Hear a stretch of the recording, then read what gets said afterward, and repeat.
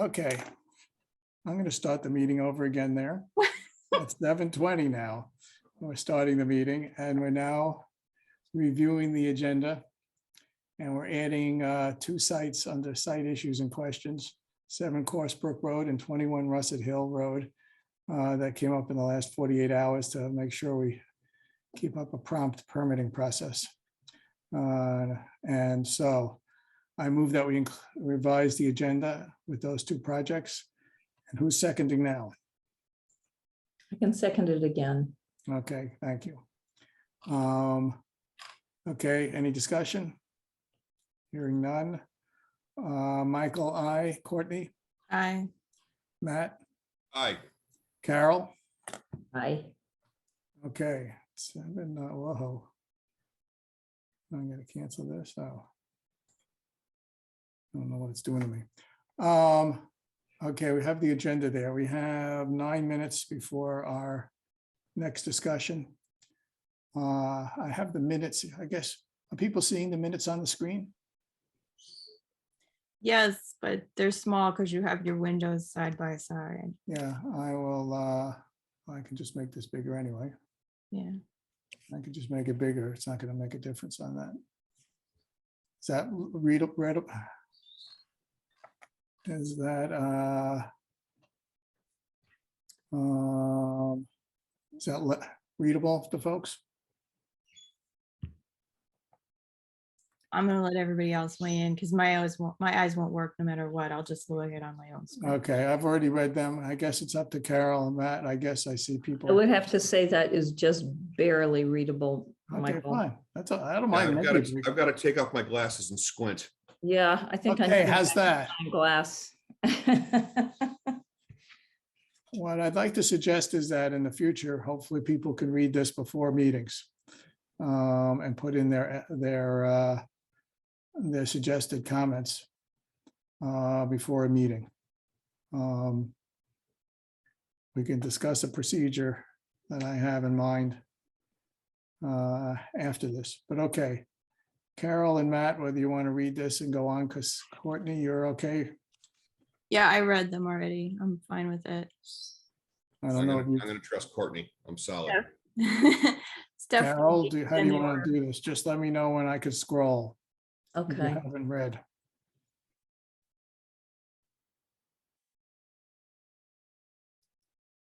There's actually a typo in the second line of the first paragraph where there's a space after 48 that should be removed. Listen, you're talking to me, the former copy editor. All right, you don't have to say that each time. Just give it to me quickly and move on. You know, I feel so odd about it saying poetry reading. Carol McGarry performed a reading. I'd rather it just had read a poem. It was not performative. Yeah, it was Okay, fine, move on. slam poetry. Yeah, it wasn't a poetry slam. Wait, which one? What's the date of this? I don't remember. Before you were even there. Yeah, it All was. right, well, then I'm gonna abstain anyway, unless you need me Fine, for a right, quorum. that You makes don't sense. need to vote. It's okay. What was the date of it, actually? It's May 19th. Yeah, that was pretty far back. Okay. Well, the question is, well, we'll see whether we can get through this before 7:30. There's 6 pages. Oh, Jesus. You know, if it's really 6 pages, Michael, I hate to suggest that we wait 2 more weeks, but Uh. and it's so late. This is from Brittany, May. did you, I know, so we need to get a file. Did you thoroughly, did somebody thoroughly read and review this? Yeah, I mean, it's what happens at the meeting. I can't say, like performed, that's obviously something like, I mean, yeah, I read it carefully and I'm fine with it. yeah. And I it just think matches. if it's 6 pages, that'll just take too long. Right, I So, agree. That's why I feel like, yeah. I well, think you we willing should to just go approve ahead it and as take the is? vote. I'm gonna Move to suggest. we- approve the minutes as edited. Have a second? Second. Okay, any discussion? Okay, Michael, Matt? Unless you need me for a quorum, I'm gonna probably abstain because I wasn't at No, that meeting. abstaining is fine. We just That's fine. abstain. That's kosher. Yes, Courtney, Aye. Carol, I kind of, are we gonna have enough votes if I abstain? No. Because, okay, Why aye. won't we? Well, Well, because Tuesday- obviously I haven't reviewed it. I mean, I'm trusting that you guys did a good job editing, but I'd rather abstain, but it's. if Fine, I if think you that's need to fine. I vote, think it I'll- could be approved 2-0-2. Yep. No, it's What? 2-0. 2-0? Well, what's the difference in that and 3-0? Do we need a quorum on every vote? That's the question. We need a We need a quorum to vote, majority. We need a majority. and we need a majority. Okay, Carol, you have to vote aye, or else we're not doing it. I thought you said it was 2-0. That's not a There's some majority. question about whether we need a majority of who's present, even with a quorum. You And need a so- majority. Either. Okay, I'll vote aye. I trust that you guys did a good job vetting this. Okay, minutes are finalized, 3-0, 1 abstention. Okay, fine. There's a lot of, I would say one thing we might want to think about. I'm looking and seeing there's a whole lot of detail on what people say, and maybe we can go back to summarizing some of this a little bit more. Yes, this was done by somebody. This was when Steph did it. It was a Yeah. One-time thing. Remember, she stepped in to Um, help us when we had no one to take minutes. We actually approved some of her stuff afterwards, some of the stuff here. Okay, so we have, we've got that done. Let's see for the meeting. I'll deal with that later. Okay, 7:27. What I'm going to suggest in the few minutes before we, I'm going to make this bigger where this is for the next discussion. What I'm going to suggest is that in the minutes folder now, there's going to be the original draft, and then there's going to be something that's called the working draft. And up to 3 people can go in before a meeting and put in edits on the working draft, so that we don't have a quorum. I'm going to get this procedure okayed by, I'll talk to the town clerk to see if we can do that. And if somebody sees a file name in the working draft that has 3 initials, then don't go look at it. You can make another copy of the original draft and put and start making edits on it, and just and save it with your initials, so that we could have, maybe we'll have 2 files with people's drafts, and then at the meeting, we can look at the 2. And we could have, before the meeting, we can have Deborah, or we do it at the meeting, combine the 2 drafts, if there are. And that way, at least, and hopefully people read the minutes before the meeting. And we could try this out for a while and see if this works. But I'll encourage everybody to read the minutes beforehand, so that we don't spend time doing it at the meeting. So look for that when you next go in for the next meeting, when we're looking at minutes. I'm pulling up the, okay, this is going to be the discussion, is the land management that we have here. I don't know if everybody got to read this. And I can't tell whether Kelly is here. I know, Yes. and how much he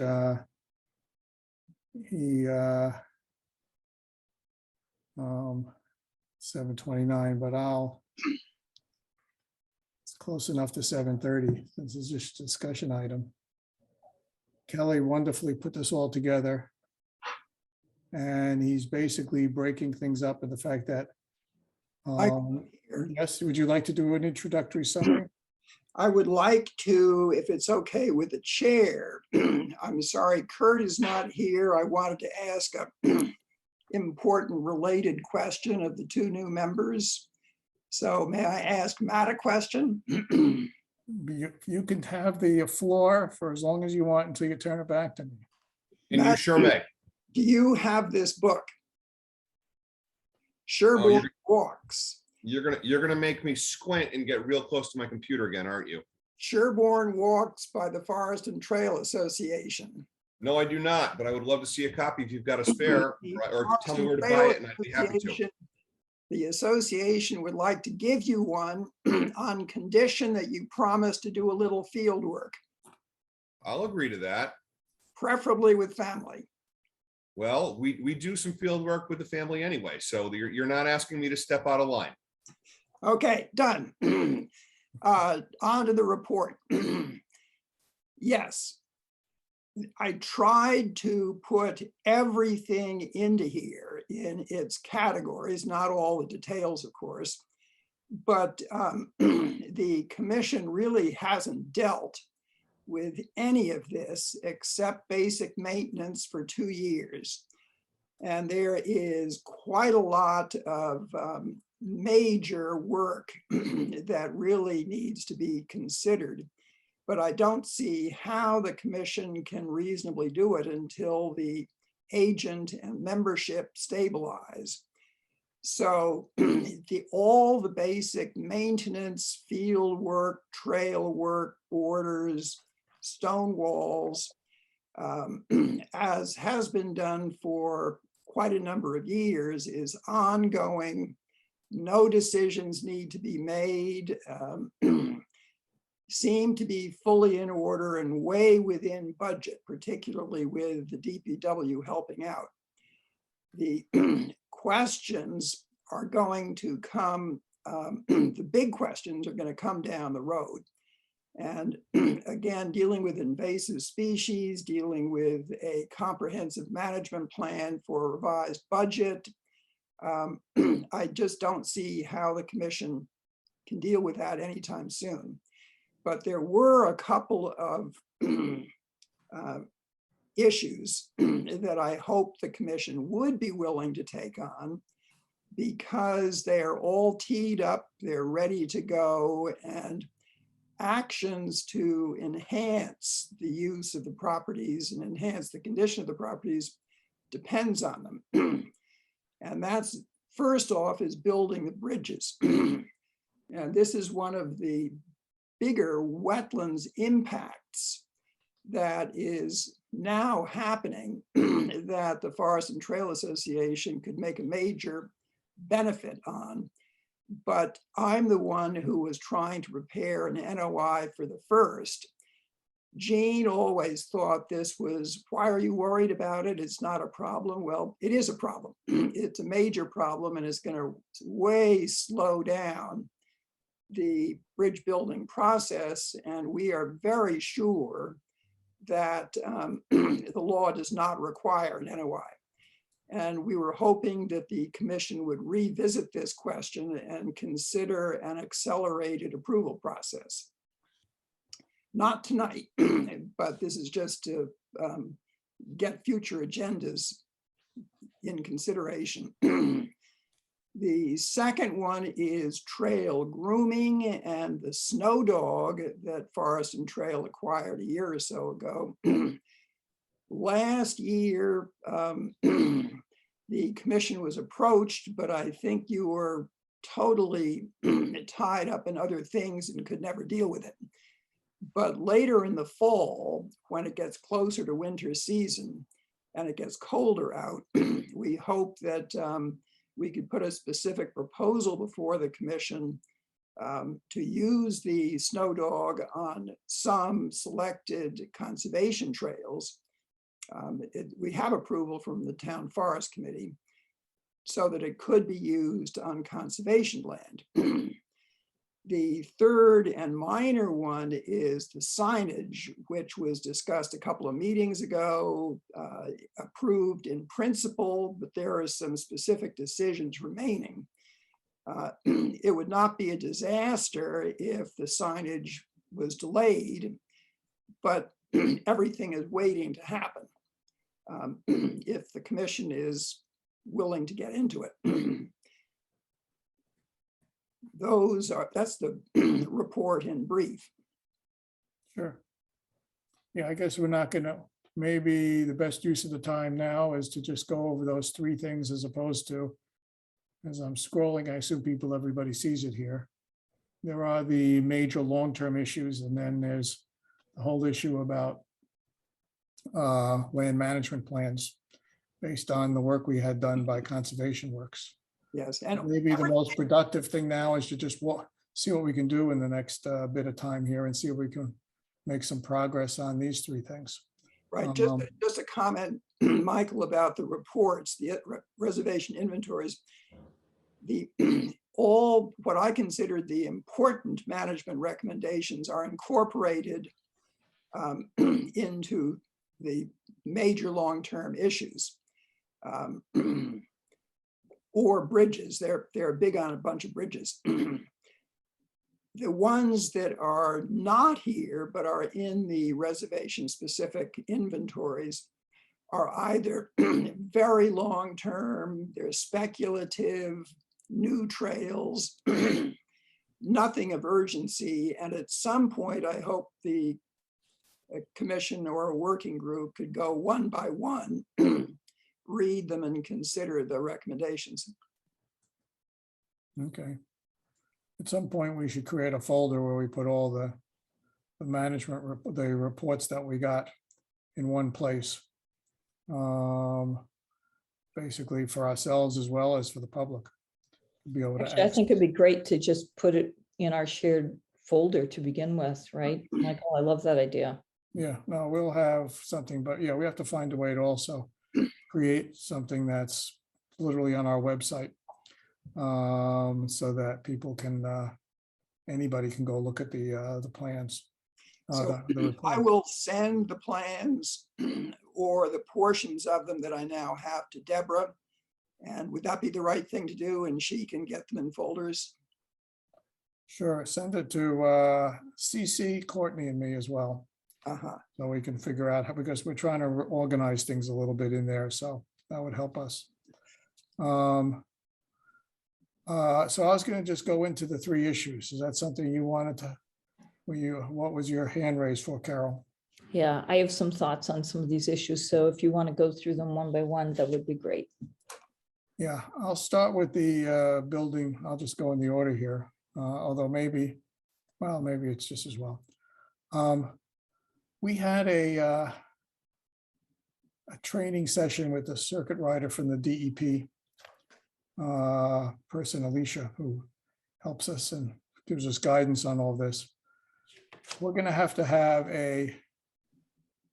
and maybe we'll see if we have time after we go through the next 2. Whereas you feel quite clearly that we could avoid doing an NOI for the building trail bridges that cross wetland resources. It came up in this presentation that she very explicitly said that we could not do that we had to do NOIs. And so you and I can look, or we can walk through and see what's the regulatory basis for not doing that.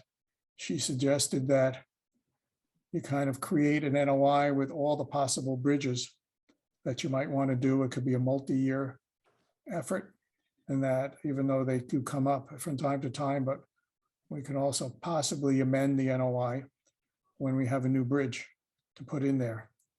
I wanted to, so that there would be basically an effort up front to get this kind of trail bridges NOI done, but that it would hopefully cover as many as we could think of and also be a vehicle for adding new ones as amendments as we go forward. And we can always keep extending the notice. And I'll finish one sentence and then I'll let you speak, Kelly. I was going to make up some notes to her to go over this or talk to her to see what kind of issues we can do in terms of making sure that we set the requirements for the NOI in terms of working with sketches or drawings and things as opposed to delineated wetland lines, because we don't have to delineate.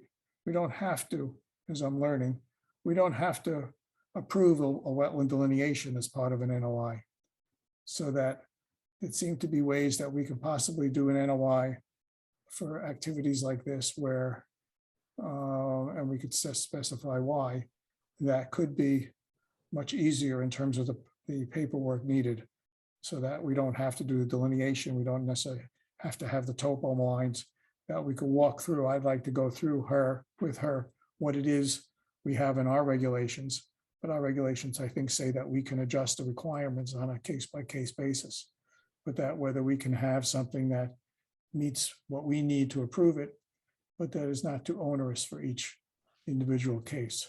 I would like to say we could maybe do that before the next meeting so that we can, or as soon as possible, so that we can come up with an NOI that is workable. So I'll stop there. I guess I can't tell whether Kelly, you go first and then Carol. Go ahead. What you're relying on is town of Weston and several towns in Essex County, where they began with an NOI, but it was a generic NOI covering all bridges in town. No sketches, no nothing, but the order of conditions that came out of the NOI, the DEP approved, spelled out an approval process for the individual bridges. In the case of Essex County, it was a complete delegation, not even a specific approval for each bridge. Again, in both cases, it began with an NOI, but the NOI didn't say anything about individual structures because nobody knew where they were going to be or what they would be. Well- DEP approved it. Okay, Well- but there was an NOI. Yeah. It We- began with an NOI, but they were generic. One of the things Alicia brought up was, in terms of notifying like abutters and on different properties and stuff when stuff is happening. She's like, it can't just be generic. So maybe if we can take that order of conditions and we can go discuss it with her and see if, see what she thinks on that.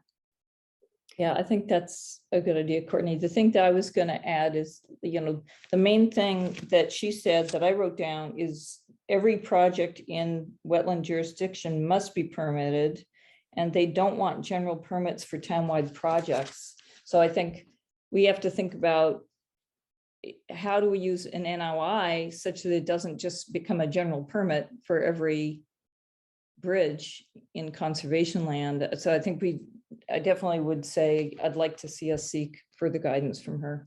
Right, maybe she's maybe gone a little bit. Maybe there are looser interpretations than what she does.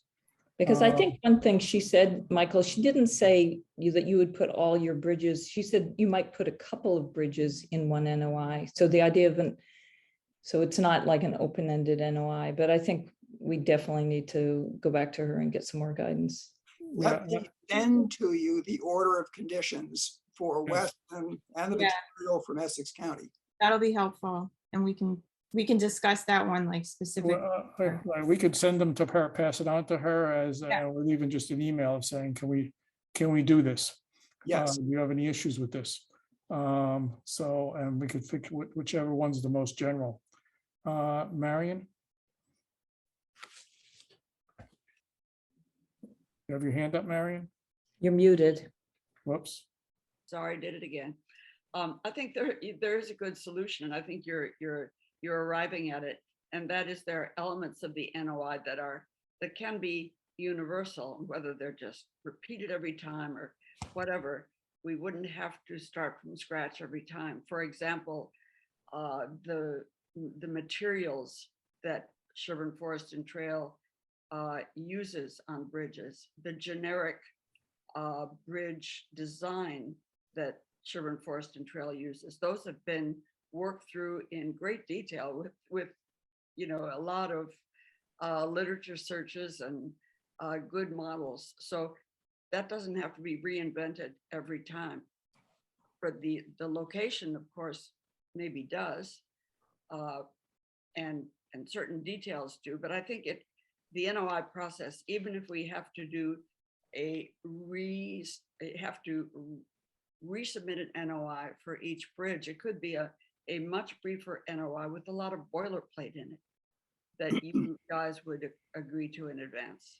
No, we would still do an umbrella one that we keep amending, so that would simplify things. We just have to watch out for what concerned me when I was listening to Alicia was the issue of a butter notification. And that we have to avoid we have to avoid having to deal with that for each project in a way, and how we do that, because there's a lot of abutters to these properties, and even doing that is complicated for one project nonetheless, each one of them. So we have to find a solution to the abutter notification issue, which hopefully is in the examples that Kelly's going to give us. And they've somehow confronted that. Michael, the other question I'd have, you made this comment that we don't need to approve the wetland delineations. I did not hear that from her, and I can't even imagine how we do an NOI without wetland delineation. How are we supposed to know how to That was predict? part of a that? conversation I had with her another time, where for that, for buffer zone, yes, and I'm not sure it extrapolates to this, for buffer zone projects. She was saying, and of certain that aren't that extensive, that you don't always, whereas we always felt that an NOI had to approve the wetlands line. She actually said that, and for when I was talking about another issue, that that doesn't always have to be true. Now, in a case like this, where you're actually crossing the wetlands, that's the other issue to ask, whether there's ways where it's fairly clear cut. I mean, it's a limited project there, and whether there's some abilities dealing with the fact that it's a limited project at the state level. So we have to work out some of the, I mean, we just have to see if we can get this thing through, and whether Weston and Essex, that when we get those copies, whether they basically have found a way to do it. And we're not reinventing the wheel. So I would just say we're going to put this on our next agenda as a discussion item, and we will see if somebody can make some progress with getting it and talking to Alicia to make sure that we don't have any, that we've dealt with things. Okay, Michael, yes, may I be included in the conversation with Alicia if and when it happens? yes, I'd like to think that we can get a few people in there. Agreed. And, okay. I'm going to move on to, unless anybody else has anything right now, since it's 7:48, I'd like to move on to the trail grooming thing. I'll just give a summary of that. A number of us witnessed it. Some of us saw videos of it. And I'm not quite sure where we left it, whether other people wanted to see it. We could either put it off to when somebody wants to see it. I thought that it was probably I had concerns about the noise, but on the other hand, it does make the trails much more accessible to people. And so for the noise issue for wildlife habitat values and things like that, that's a temporary and rather limited time frame. Personally, I'll just jump in and just say that I think it's something that I would allow for trail grooming, in the sense that it's not just a recreational activity. It's basically opening up trails, and it will be a relatively limited amount of time that they would be out there doing this. And maybe we would find some trails that we work on. That I would like to see if we can get a list of trails that they think it's useful and that we agree on, and we could just try it out on a specific set of trails. I don't know what others on the commission want to do and how we, they remember the opinions there. So obviously you might have never seen this thing. We could send you some videos. It seems And like maybe we should give the new members the opportunity to see the videos and then discuss it. My recollection, Michael, is that, and Courtney, maybe you can remember, I don't remember actually discussing it with it in a commission meeting, but do you remember? That's because you didn't. Oh, I thought we brought it up. No? then what was I seeing the videos just on the side? Yes, Well, it was shared to us. We all saw the videos. I don't know. Yeah. So SFTA was requesting a discussion. And partly, I think, because Allery left, there was a big gap and confusion and never a discussion. What okay, we because would Anna like- did. Okay, What we would like is to make a specific proposal of certain trails, probably one or two at Barber and the main loop at Bailey in the fall and show the videos and have a discussion, but not until then. Okay. Kelly, done. I just want to say, I really like the idea of telling us which trails, because I'm generally not very much in support of it, because I just love the idea of being able to break new trails in my snowshoes. But I think it would be much more helpful to know what SFTA was thinking of. Yes. Well, I mean, SFTA is doing a larger kind of discussion about what people are looking for with the trails, right? Yes. So I would think that this conversation, that you're proposing for the future would also take into account or reference some of that discussion. Is that going to happen before then? It will be kind of simultaneous, but I don't see that one depends on the other.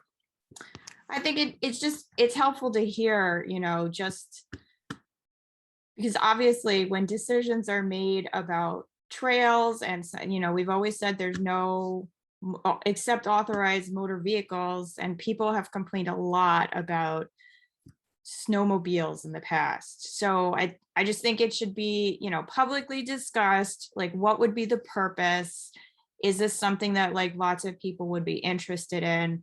It sounds like we're open to it as a commission. I just, I don't think that the commission should just give permission without some public input, just given the rogue snowmobilers and stuff of the past. That brings up the issue of I think it's the Open Space Committee survey. I think it's their survey that we were going to give some comments on, that maybe there should be very pointed questions about, do you like the idea of groomed trails in certain areas, with recognizing that it's going to make some noise, and that it's going to change the character of those trails for some. And maybe it's incumbent on us to, I'd say, Carol, for example, go look at that survey. I guess we got to make sure we put that survey instrument. Well, yeah, what's the latest? Can you send us the latest version of that survey instrument? I guess you said it was a moving target. It's a moving target. And I hope that the latest version would include your comments that you were going to get to us by next meeting. Okay. I guess there a we're a link? little late on that, so I guess we're going to get you comments after our next meeting. So I guess send us the current thing there. It's going to put it on the agenda. The next meeting is going to be this survey. Kelly, you send it to me right now. I'll put it in the next meeting folder right now. I've got to go. I'd like a bunch more information on this entire topic, if that's possible. Absolutely. And I'd also like to know what Kelly is asking for and what he's advocating for. That would be of interest to me. On the grooming. So it's a machine. It's a machine that you drive over the snow to make a nice, smooth trail. Packet. It's loud, like a kind of lawnmower, like a cat on a ski trail. Kind of, but not as big as that, smaller. Much Well, smaller. We obviously, could yeah. send you, Yeah. we're going to put It's a videos dog. we're going to put the videos in the meeting folder for next time. Yeah, I will So dig that out is fun. all the stuff that we had previously, and I will try to put it in all one location, whatever I find. Right, given the time, I like that it's a little tight on time to get the signage thing in before although we can pick this up after the 5 to 10 minutes of opening and continuing hearings. But So, yeah, It sounds like, Michael, we should get all that information in the next hearing folder, including the videos, so that the new members can consider it. right. And we're going to do it, and we have to do it in the next few days so that people have between now and the next meeting, which is just going to be literally 2 weeks. I would say for the snow dog, there's no rush like that. We wouldn't even be asking specific permissions until later in the fall.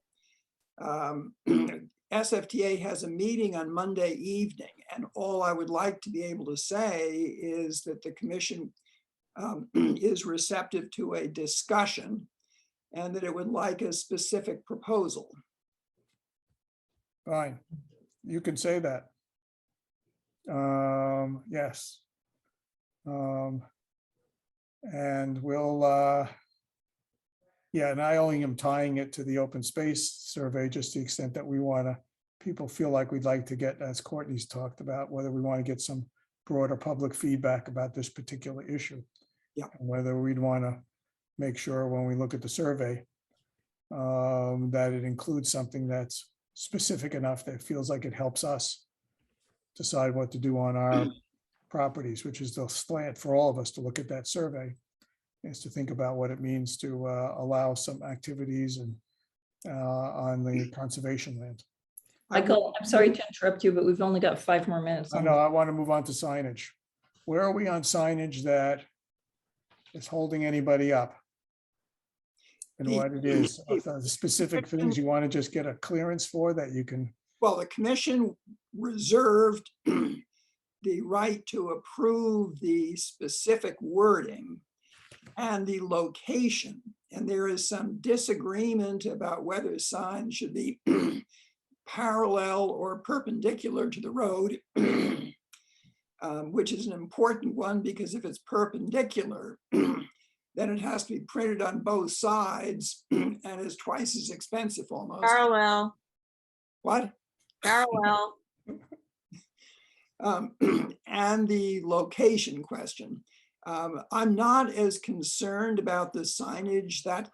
That's really could happen anytime, but it is sort of ready for a decision.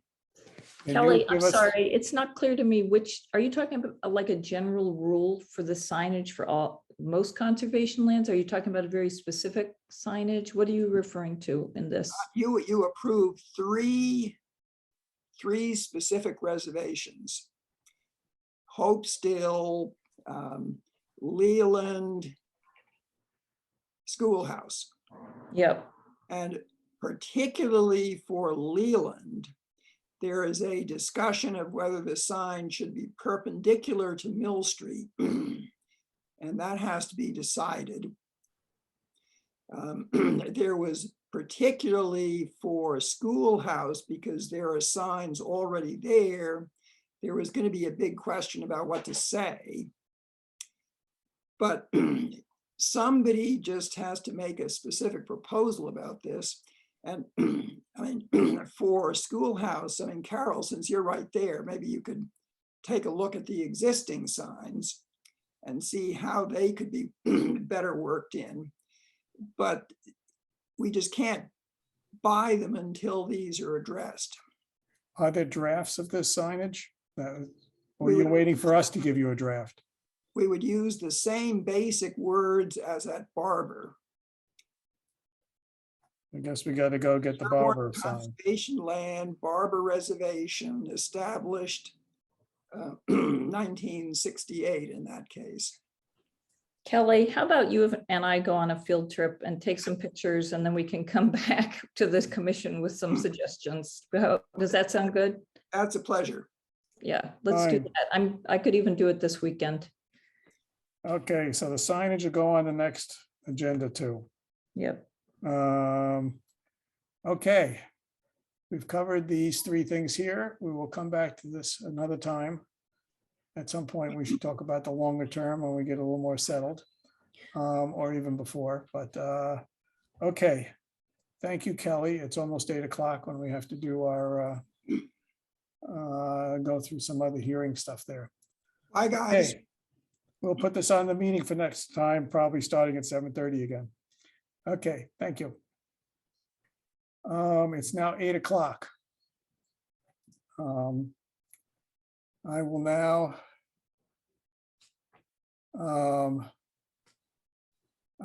open the notice of intent hearing for 108 Coolidge Street, which was continued from July 7th.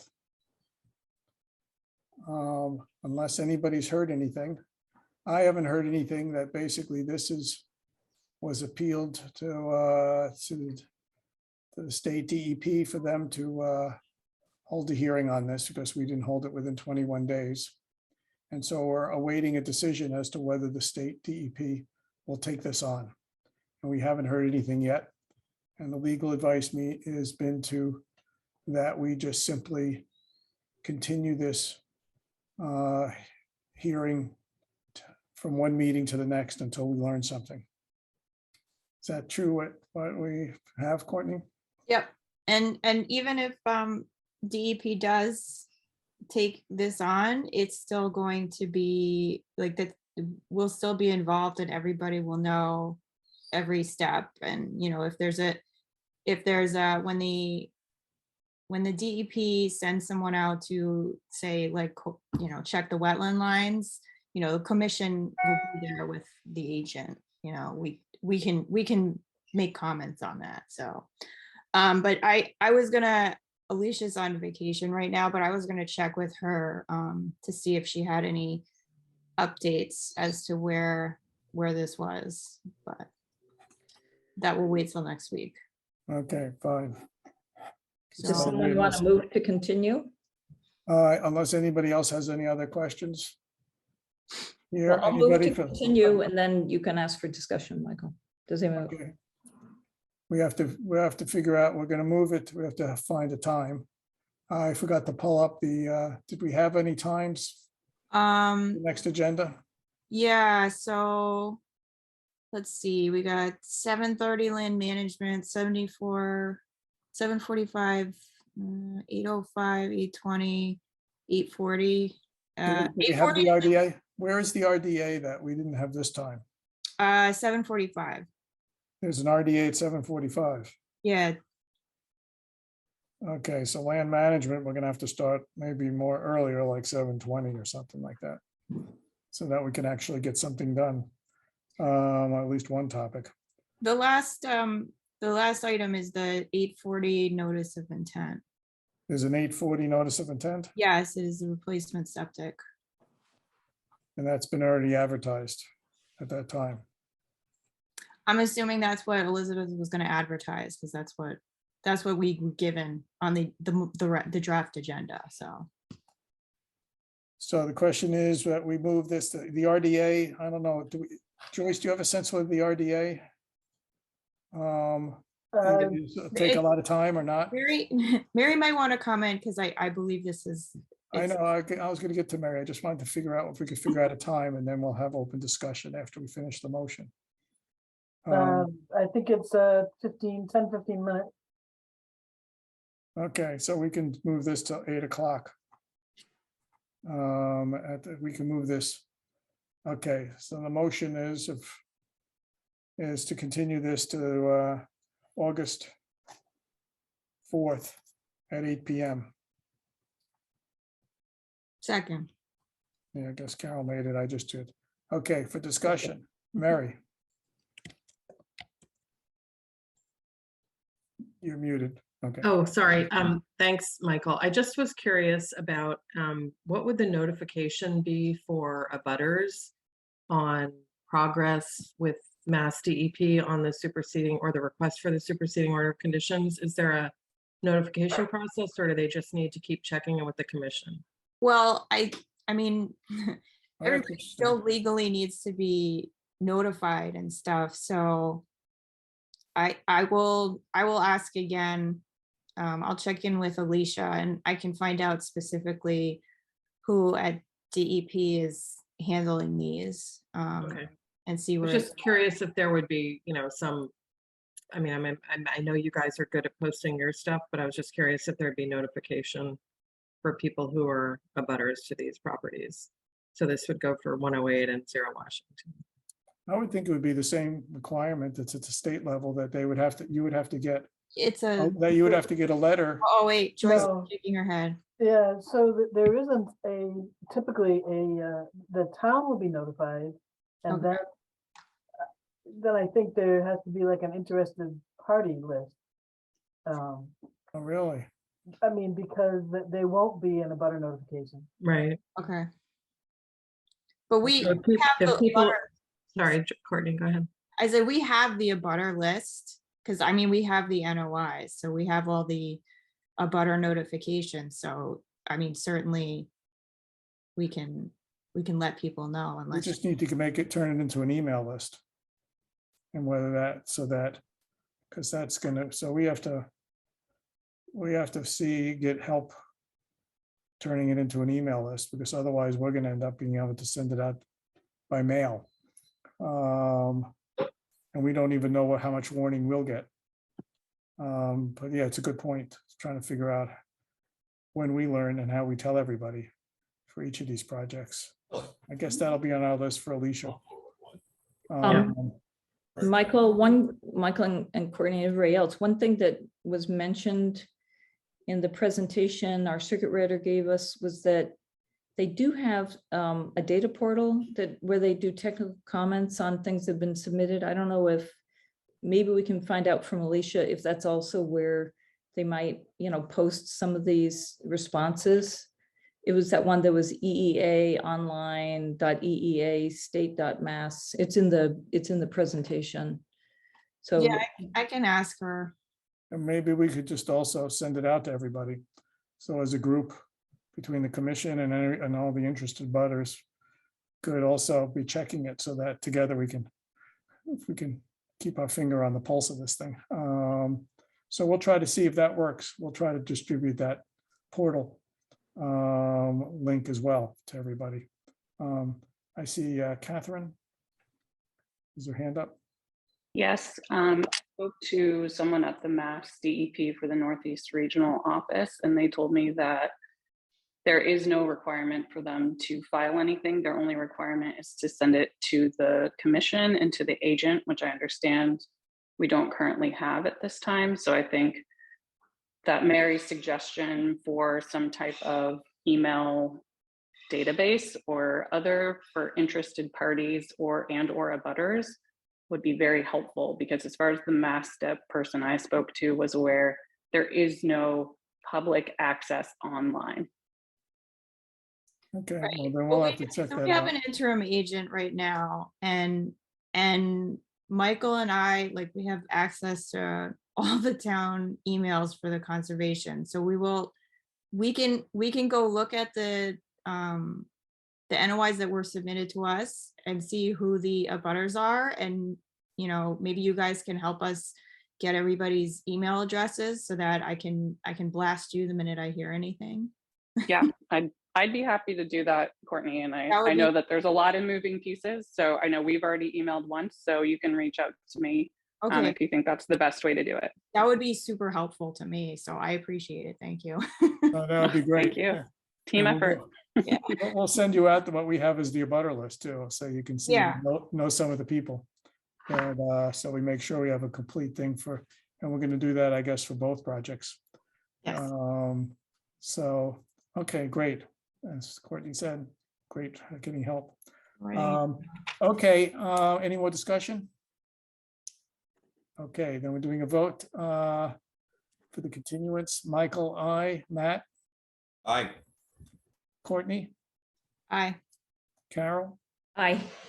Okay, then moving on. I am now opening up the hearing for the notice of intent for 0 Washington Street that was continued from July 7th, 2022. Everything we just talked about in terms of the status of things and what we will try to do is the same as under the last hearing. So in which case I would move to continue this hearing until 8:05 on August 4th. Second. Okay, any discussion? Catherine, you still have your hand up. Does that mean you want to speak now too? I just have a question about if something happens between now and 2 weeks from now, when it's on the agenda again, such that, say, Mass DEP approves the superseding order of conditions, and we only have 5 minutes on the agenda, what happens at that point? There isn't going to be a superseding order of conditions right away, because they have to, and Joyce can jump in if I'm talking like I'm out of my mind again, but they would need to go out and verify the wetland line on the property, because that's part of what the NOI is. So that that would still be pending, like, whenever they send someone out from the state. So Yep, they'll that's schedule a what they. time. So DEP Yeah. is gonna schedule a time and they'll notify the commission. And this, your email can go out and then they'll have a site, meeting in front of the site. The owner, the property owner does not have to allow the abutters to come on the property, but there will generally be a brief discussion and presentation that'll take place in front of the property. And then the commission, the DEP, the owner, and the owner's consultant will walk the line. Does the commission get to go on or Yeah. not? Okay. And so that'll take some time. And then just another thing is that even if we have 5 minutes, if it turns out that something has happened, we always can, within our schedule, could open the hearing, continue it to the end of the meeting or sometime at the meeting that we have a spot so that we can, if it takes more than 5 minutes to go over some status issues, we can continue the hearing till later in the night where there's an opening. And then, and so we have the flexibility to still address it. Mary? Thank you, Michael. I had a question for Joyce, if that's okay. Sure. Joyce, thanks for that info. Super helpful. Is there a statutory requirement for the Mass DEP to respond to a superseding order of conditions, like a timeline? I couldn't find it when I looked online, but I know. Generally, no, there isn't. Okay. There is none, and they could take, they usually set up the site walk fairly promptly, like within a month or so. Yeah. But their response to the superseding order, and it varies between regions, it can take up to, it could take months. Okay, so there's not a statutory timeline for them. No. Okay. Thank you very much. Okay. Any other discussion? Okay, for the motion to move to continue this hearing to 8:05 on August 4th. Michael, I. Courtney, Aye. Carol, Aye. Matt. Aye. Okay. I've got those things done. Going back to the agenda, I guess I should stop sharing the screen maybe for people. We're probably gonna have to do it now. 8:15, we have 2 minutes to our discussion of trees. I'll cover up a little discussion item of the warrant. There was a warrant for just some, about $60 for a posting of a hearing in the newspaper. What we tend to do is we just announce the warrant gets signed by by the chair or co-chairs, one of us.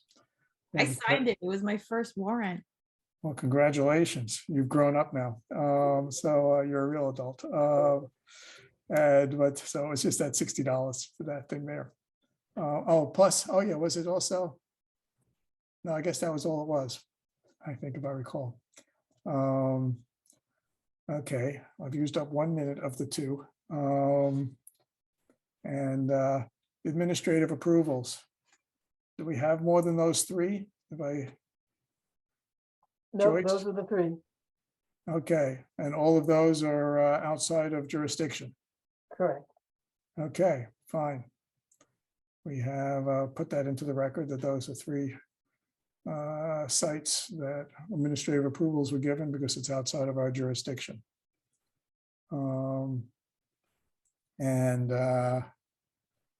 Okay, let's see, it's 8:14. I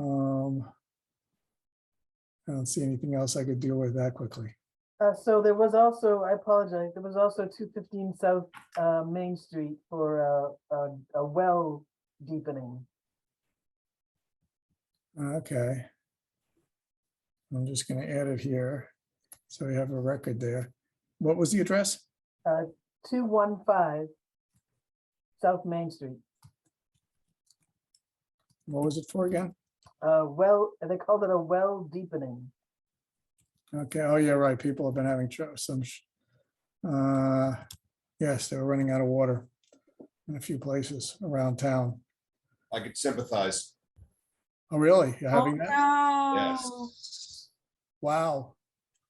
In, How in deep- very, in very, at the end of a very dry summer, which this one might be one of them. Oh, man. Geez, and how deep is your well? I don't know, but the good news is teenagers can actually shower in like 90 seconds if they need to. Ah, wow, this is a good sociological study. Yes, I know. Yes, I'm waiting to see it in the local newspaper. Well, stay tuned. Yes, okay, it's now 8:15. Let's see, is the owner or somebody here on 78 Harrington Ridge Road in the tree removals? I don't see, I forgot the name of the woman, but I don't see her here. I'm gonna go, let's see. Whoops. I should probably, okay. I'm gonna go to the meeting. So the question, here we have.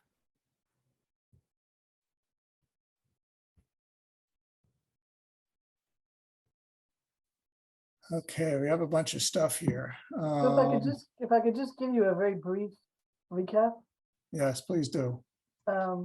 So I walked this site. I inherited it from Valerie. There are a number of trees on this property that are dead that should certainly come down. But the discussion started 2 years ago. And I believe Valerie prepared an emergency order, and then it expired. And then I came along in 2021 and walked the property and noted the trees and added a couple additional trees. But it's a 30-day, it only lasts for 30 days, and she didn't have a tree person on board. And now it's been almost a year now. So she's been calling to say that she has someone on board to cut the trees, and wanted the emergency order now. But the discussions that we've determined over the last several months that this is not the appropriate avenue for tree removal, certainly of this size, and that a request for determination of applicability would be appropriate. And I sent that information out, and we placed this on the tonight's discussion because understandably she was expecting an emergency order and now was told that that wasn't going to work and it's going to be a 2-week delay, and she's not happy about that. Which is, I mean, that's understandable. Yeah, no, I know. I understand. Expectations are, yeah, I So mean, if she had filed today, it could have been advertised to be on in 2 weeks, but yeah. and it only has to be something simple. It only has to be the application that, there's really just 2 pages to fill out and the pictures that she submitted. Yeah. But she's kind of straddling 2 worlds. The world in which she was under the impression that she could do this in a certain way, and the way it's been told that we should be doing it now. But you said that emergency certifications had expired anyway, right? Yeah, they're only good for 30 days. This all started in 2020. Yeah, I mean, I think that even though it's annoying, it's understandable that she's annoyed, but maybe Joyce, if you could guide her through the RDA process, it looks pretty straightforward, and probably we'll just have a discussion about whether they should be snags or not. Yes, and a lot of the trees are like along the borders, so I don't think that's really an issue. It's really the issue is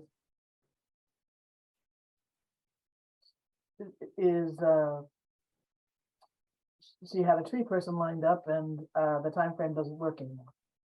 She has some trees that are outside of jurisdiction that she could obviously take down right away, right? Yes, but with the number of trees she has, it wouldn't be cost effective to have them move a couple and then come back. Yeah, it's expensive. Yeah, Well, we can't Yeah. do it with an emergency certification, so. I'm just not sure. Yeah, I'm very sympathetic to, you know, the position she's in. I'm at a loss for how we could do this other than through an RDA, like, and have it take 2 weeks. I don't know if anyone has any other ideas. And at this point, it's going to be a month. Right. Although it's probably the same thing in terms of scheduling. In terms of adjusting the schedule of the tree cutter, the tree removal company. Might not make much of a difference once they can't do it now. Yeah, I guess, right. I'm sympathetic too in the fact that even Anna was continuing the discussion as of a month or two ago about doing it under an emergency certification. Even though that's something that we had already decided that we were not going to do that because we were told that, I mean, obviously it's not an emergency and we shouldn't be using emergency certs for this kind of activity. So And there are a great number of trees. There are more than, well, when I was doing it, there were more than 12. oh, it's that many? Oh, Yeah. I thought it was only about 6 or so. So there's a lot.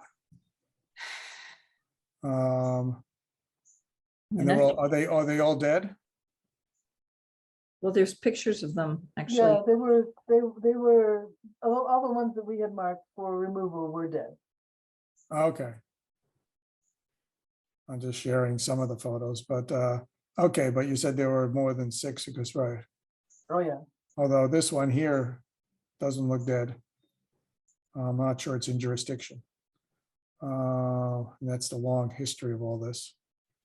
Who knows if this one's dead? I guess we can't see. The one, yeah, looks you like can it see is. that one is dead. And you can tell, again, the ones that I looked at were, she's got a lot of dead trees. There's Yeah, no question. well, Yeah. many of us do. And then they're all considered basically within sort of dangerous in the sense that they're Well, proximity. they're all within lawn area predominantly, you know. Okay. Okay, I don't see her here, but I guess we're gonna have to. Yeah, I don't feel that we have, although these trees here don't look very dead, but they're basically, it looks like they're leaning towards the house. I think you're also seeing some of the pine that's next to it reaching in front of it, so.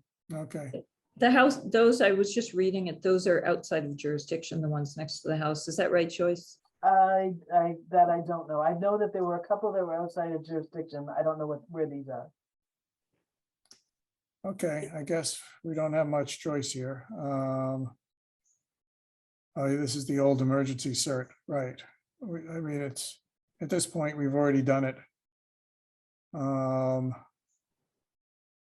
I'm sure it's maybe now more of an emergency, but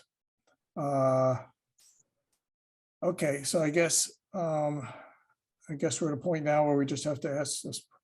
I mean, hopefully it's part of the tree policy thing that we're going to try to work on a little bit more tonight, is something that would maybe address some of this. But at this point, I guess, does anybody differ as to whether we just have to say you just have to do an RDA? I would agree with that. And I mean, I think we're all sympathetic. I can't get a contractor to come and work on my gardens, so I get it, but I think we have to do the RDA. I mean, and just, I don't know, Matt, how much, you obviously were at the presentations, which had useful information on this, but you know, it's unfortunate because we've now been educated on the emergency cert that it has to be a public health or immediate safety emergency. And we're only allowed to give a certification to abate the immediate danger.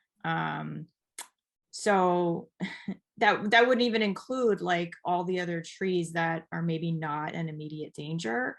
So it's really limited. And we've actually heard back from DEP on another thing, where they told us quite clearly that the thing we were giving a certification for was not an emergency. And we were schooled on that. So I feel terrible that expectations were set on this. But I don't know how else to do it other than an RDA, and for us to get our acts in gear and get this tree policy done. Okay, It's really only timing, because that form is really just filling out Yeah. your address, a very brief description. She supplied the photos, and I believe that's adequate for any sort of sketch. So it's really file the Yeah. request for determination of applicability. It's $120 filing fee, and it does have to be advertised in the paper. do we have any sort of sketch of where these things are? No, or- we don't. They're all around the perimeter of the property. All we have is are her photos, but really, we've done it with just photos in the past. Okay, sure. Were you gonna Well, say something, Matt? Yeah, Let's find out if it's an immediate danger, because it might be. If there's trees leading into a house that are clearly dead, then that might be, and that might solve the problem. And if it's not, They're not even in our jurisdiction, those trees. She has the right to take that out right now if it's an immediate danger. If Like it's the ones outside we're the looking at 100-foot right buffer zone. Well, so the issue, Matt, is that one of the things Alicia even told us is like, just the fact that if we issue an emergency cert for something and it expires in 30 days, that's kind of saying like it wasn't really an emergency, that the work had to be done. And we're at 2 years now, which makes it really a stretch. And the other thing is that, I get her logic. She wants to do it all at once. And so we could potentially say, like, maybe one of these is in jurisdiction and it is leaning scarily over the house and it's damaged. We could give her an emergency cert for that, but not necessarily the ones that are not like leaning over the driveway or just, in other areas that are not really a threat.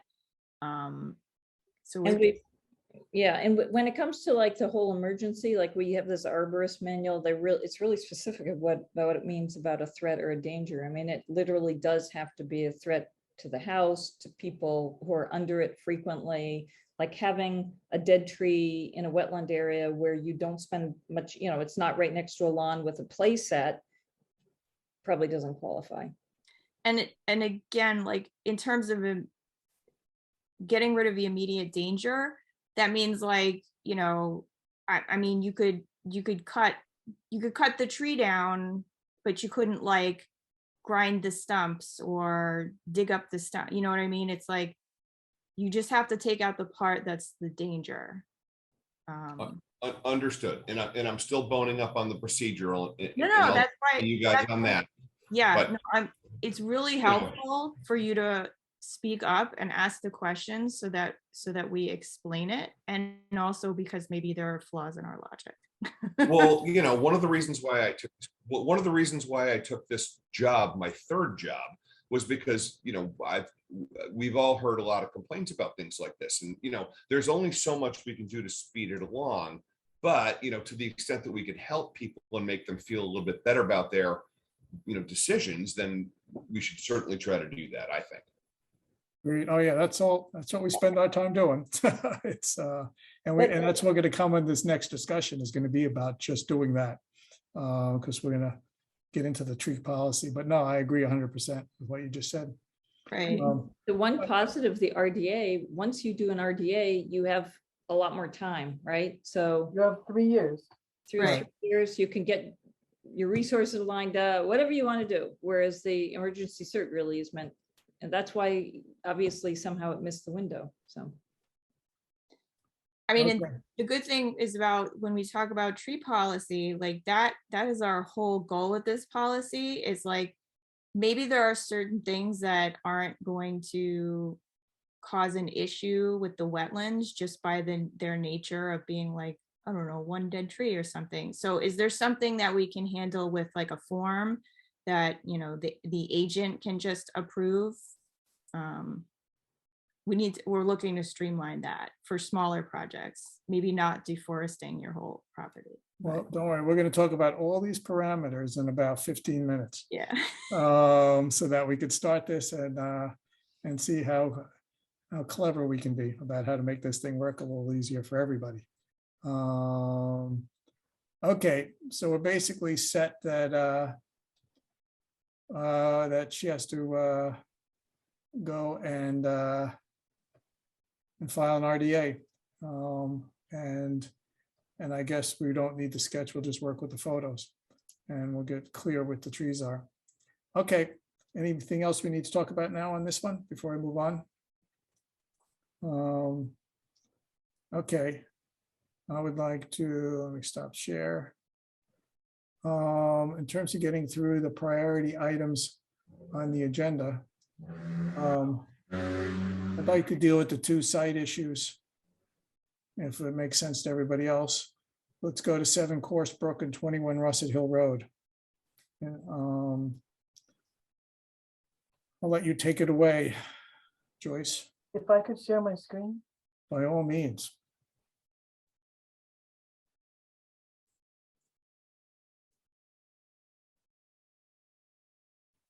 Are you able to see?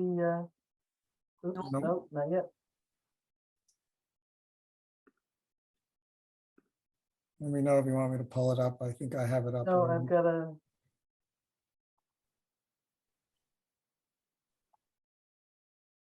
Here we go. all right. Loading. Okay, Dun, dun, dun, dun. Oh, congratulations. excellent. Now you, it's gonna move you all around. All right. So I don't know if you all remember, this is a septic repair that you all approved on Course Brook Road. Yeah. The house was under, they were rehabbing the house. I don't know if you recall. There's a wetland out to the rear. And what they're proposing to do is they're changing, they had a problem with their elevations. The topography that they did in the field was incorrect. And apparently there was a low spot here that they were not aware of. So that when they went out to start doing the work, they realized this. They went and corrected their topography and went back to the Board of Health with some grade changes. And what they did is they kept our limit of work. This is the erosion control barrier. And they slid the system over about, I don't know, 5 or 6 feet in this direction and just added, these are 1-foot contours. And they just added some grades here. And that's the only change. And they needed an approval for last night's Board of Health meeting in order to move this along. So I took it upon myself to grant that a minor modification. And I just need you to basically agree with me. And I will write a letter that says that we accept this. This will be the new plan in our file for review. Was there some grading there before or just? Yes, there was grading here before. See this 208 contour here? Yeah, They basically added a little bit more fill, maybe not about a foot, maybe in this area through here, but it did not change the limit of work. and some of that grading was outside of jurisdiction anyway. Some of it was outside of jurisdiction. You know, what's in this corner here is in jurisdiction, but again, didn't change the scope of the project. Okay, Wait, isn't almost the whole thing in jurisdiction, Joyce? This is the 100-foot buffer zone goes right through this portion right here. Right. All So- this work out here is out of jurisdiction. So that's where most of the work is, by the house, So the buffer zone is here. The right? septic system field is here. There's some grade changes here. And then some grade changes outside of our jurisdiction. I see. Sorry. and all of the work is out of the no alteration zone, Yeah. Yes, all the work is outside the 50-foot buffer. right? But I think what's most important, this might have been different if they had changed the limit of work, but they did not. Right. Yeah. I would suggest that I just move after we can have minor changes as per talking with the circuit rider. So I would say, suggest our path would be that we would have a motion to make this a minor amendment and then we would vote to approve this. We do the Well- two steps that we've done before from changing an order of conditions. Does I move anybody that this is disagree? I move that this is a minor change, minor amendment. What do you want me A to say? minor modification. A minor modification. Thank you. Joy. We Minor, will I not- think we you call won't it be changing- We won't be changing the order of conditions. We're just putting a letter in the file that recognizes there's a plan change. right. I move that. I'll second. Any discussion? I just want to make sure that this is a minor modification according to our regs. Did you look that up? Did anybody look that up by any chance? No, but from what I recall, it does seem this is the Yeah. kind of, Again, if, Carol, if it had changed the limit of work or changed the scope of we had asked for some plantings out here. If it had changed any of that, it would have been an amendment to the order.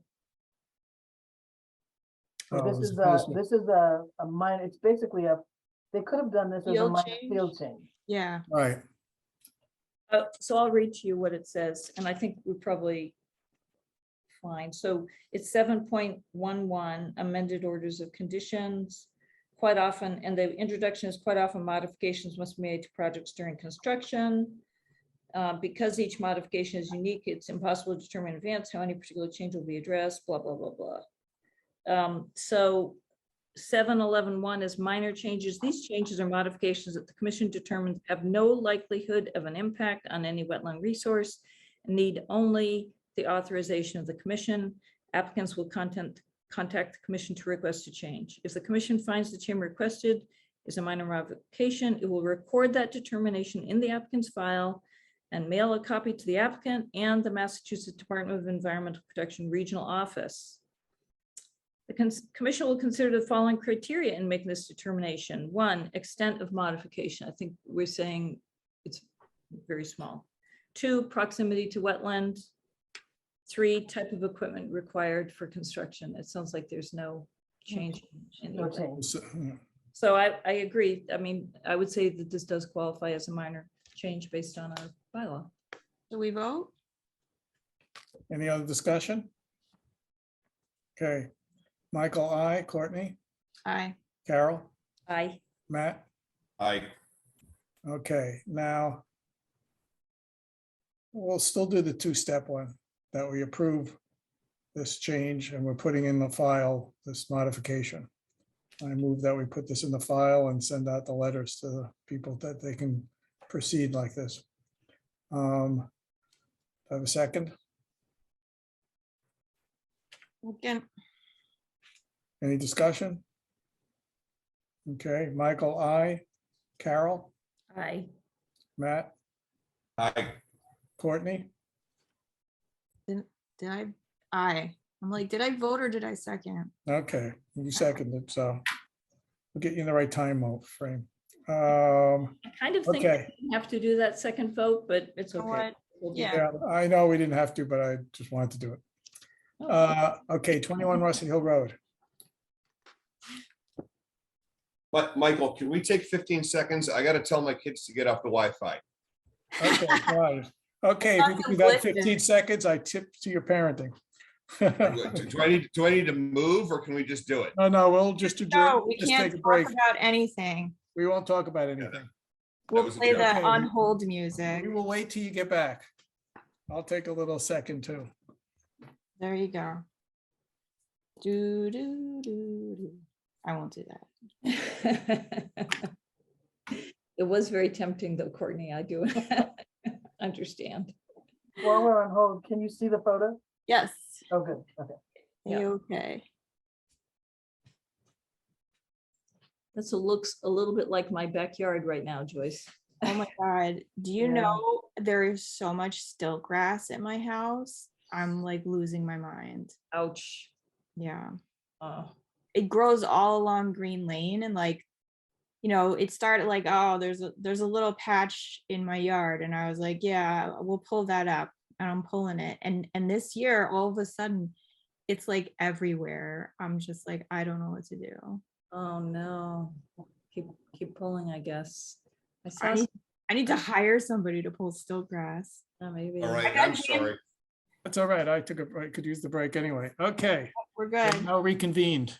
With our quorum, 21 Russet Hill. So this is 21 Russet Hill. You and Anna, you all and Anna worked together to do an enforcement order. These people are newly moved in and did work in their backyard grading, and you issued an enforcement order. And the enforcement order asked them to define the edge of the wetland line, but didn't take it really any further. So I went out and met with the homeowner and looked at the backyard, and she did seed it too also. So they cast some seed down, but keep in mind, it's been very dry. And based on a picture which she had sent me of the backyard, it's actually got a little bit more cover than it did before, when she inherited it. There's a set of stairs that goes down. These are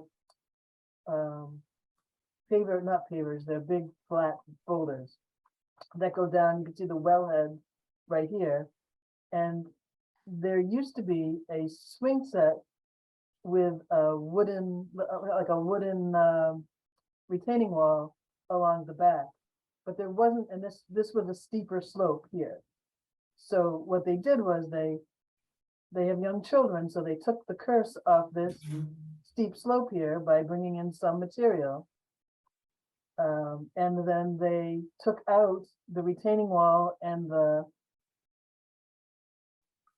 playset that was in this back corner, and that's the point at which they were told to stop. Again, this is the path that goes down. This is the top of slope. The actual lawn ends right here. This was a steep slope. As you can see, they brought some material in. It's still steep, but their goal is to be able to have an area over here that they seed. And that was part of what was previously disturbed before, except it was mostly dirt. The area where the swing set was back in this back corner, but you can see it's like 5 feet from the edge of the wetland. Mhm. So I said that but they'd taken all this stuff out. So it was hard to tell what was previously here, but based on her photo didn't capture this end because it wasn't particularly attractive. It was again, swing set with kind of a dirt underneath and a wood retaining wall. So we talked about cutting off activity in this back corner. So that gives us about 15-foot buffer between the edge of the wetland and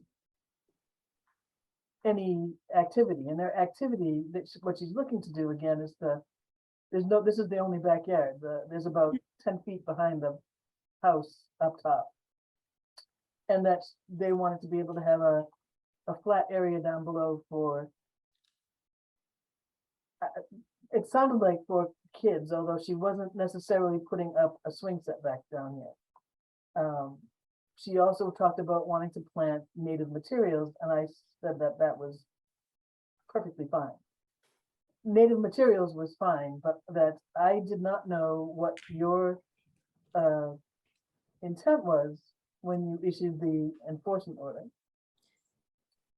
So, So- you- So go I'm ahead. standing at the far corner now where the swing set was, Uh-huh. and you can see the wetland line bends off into the woods. Mhm. So it's close behind me. I'm standing kind of where the swing set was, and it starts to bend away. So as you're over, and now I'm standing again where the swing set is, looking out back over. So about where we cut off and let it grow crazy is about where the shade line is. And this area here, I don't know that you're 50 feet away. This is the original, this dirt is kind of the original condition that it was previous when they were using this backyard. But it's not, I don't think it's quite 50 feet away. I would say it's almost 50 feet away. So what I didn't know is, I don't know what your intent was once you determined whether or not this, as I said to her, you had asked to have them define the wetland line so that you would know what to do.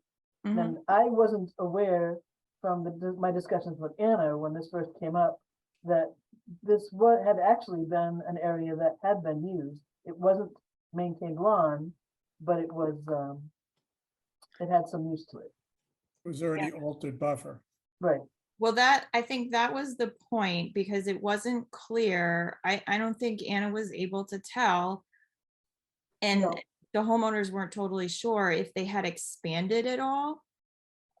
Because it seemed like, I mean, I'm speaking for myself, I don't know about everybody, but it seemed like a lot of this could have been permitted work, and therefore it would be more appropriate for an after the fact whatever, versus any kind of restoration under an EO. So But Right. didn't, So what they'd like to do is they just like to seed it with something that would grow in dry conditions. And we did discuss that, and that it probably wasn't going to happen until September. Right now, they spread hay, they've cast seed upon it, and their erosion control barrier is, there's nothing getting past that. But that's really all they're looking to do right now. And with my added suggestion that we cut off that corner that's right adjacent to the wetland. And give it Joyce, like a 10 to 15 foot buffer. how much area is that you're suggesting? When you say cut off the corner, are you talking Yeah, about? it's not restoration? huge. It's about, I would say average 12 feet wide. Oh, it would give like a 12-foot buffer away from the wetlands. And it's maybe 20 feet from the edge of the shrubs here down to the silt fence. It's more than you had, it's more than was there before. Right, Buffer. essentially, we're establishing that the buffer zone that they were working in, they're not working in a resource area. The Right. buffer zone that they're working in was already altered. Buffer Mhm. zone is essentially what I guess would be the finding. And the fact that we now have the potential to possibly get a little more protection. Because there's basically very little buffer zone here for a stretch, but we can at least get some buffer zone in. Because there's a lot of work here in the 50-foot. Right. I mean, a lot of, not work, there was a lot of already altered inner buffer zone. but And, we have but, to tell them what to do next. right. So, Yeah. so her goal would be to seed it with something that would grow without attention, without being watered, without maintenance. And that won't happen till September. But I don't know that you really can't close out, that can be done under the enforcement order, but you might want to leave that open until everything gets stabilized and she can take up the erosion control barrier. But I don't know that we can do, I mean, I guess I don't You can know. request the activity under the enforcement order. Joyce, I feel like it's not obvious to me how big this entire area is, because we're looking at photographs. So are you saying this entire lawn area is like in the 50, it's in the 100? What? Well, it's definitely in the, because I was standing on the silt fence that was at the edge of the wetland. So definitely it's within the 50, but that was previously disturbed area. So out of this enforcement order, you're getting an additional 10-foot buffer that wasn't there before. I mean, one thing I would like to see actually is to, basically, the thing about seeding is that as soon as you seed something, people mow it. And so I think I would much rather see in just a whole, more restoration of wetland shrubs along the wetland, along the buffer. So Yeah, that well, she would more like to plant, although it's not in her budget this year, she would like to plant outside the silt fence additional materials, and maybe you could request that you do it in this area that we're cutting off also. But her goal is to plant a lot of native materials around the area. But But before she we would get, like to be able to mow this area. as it was, Okay. as it was maintained before. But I think before we go too far down this road, I still don't think I'm not totally convinced we can do this under an EO because she brought in Phil and graded, and I mean, at least the ways Alicia explained it to me is like the NOI is to permit work to be done. The EO is to restore things. I think I But then agree. is I'm this- gonna come back and just say, I think we're gonna have to do this as an after the fact as well as a continuing, as a notice of intent. And Okay. that the principle that I think we're gonna have to agree on here, or maybe not all agree on, is that this is already altered buffer zone. And therefore, how far we can push to say that we want to plant it this way or we want to plant it that way is limited to the extent that that this is whether, and maybe we'll differ on this, that use of this area here is somewhat grandfathered because it was already altered from before and used as a playground and or just as a dirt patch or whatever it was, that this was not natural buffer zone before, and that we try to get as much that I don't think I would have a little trouble as to, unless they were willing to put more of a buffer zone, such as where Joyce is talking about here in the shaded area, that we could ask for as much of a little bit more of a buffer zone between their activity and the wetlands, since it's inner, that the best we can do is ask for how much we can get from there and then determine what it is we want in that buffer zone with markers or something like that. But that her use of that dirt area where she wants to put dirt or grass with low maintenance, whatever cuttings, that I don't think, unless they're willing to do that, that I don't feel like I could tell her what to do there, that's her lawn. That's her basically already altered buffer zone that they've been using, so to speak. And while I could ask to get as much as possible as a buffer zone, it's, Which is why I think this requires a permit rather than enforcement, because, it was already altered area. So we can discuss at, what we would or would not have permitted, but I don't think it was unreasonable what they did. And that if we're looking to allow that, that needs to be done with a permit. And that could also include, Joyce is talking about they're willing to do shrubs or let a small area go back to natural. I mean, that sounds like something that would be a permittable, right. potentially permittable thing. Right, well, So do we have a standing, I thought there was a violation that was issued here. Isn't that correct? Yes, but so a violation is issued. Now, the question is, what do you want to do? Like, if the work was potentially permittable, then we can have them file an after the fact NOI. My understanding is we were told explicitly, we've discussed explicitly that we shouldn't be doing that, that once a violation is issued, you need to do the enforcement order. You do an enforcement order for, whatever, but if it depends on what the issue is. So if the violation is that they did work that you probably would have permitted, but, and Joyce, please correct me if I'm wrong, that you probably would have permitted or would have been permittable potentially, you can do an after the fact NOI. Like, they can have a violation and you say cease and desist, you need to file an NOI and we need to go through the process. But if it's something that we would not have allowed, then you would address that through the enforcement order. And you can actually have two things happening at the same time for the same project.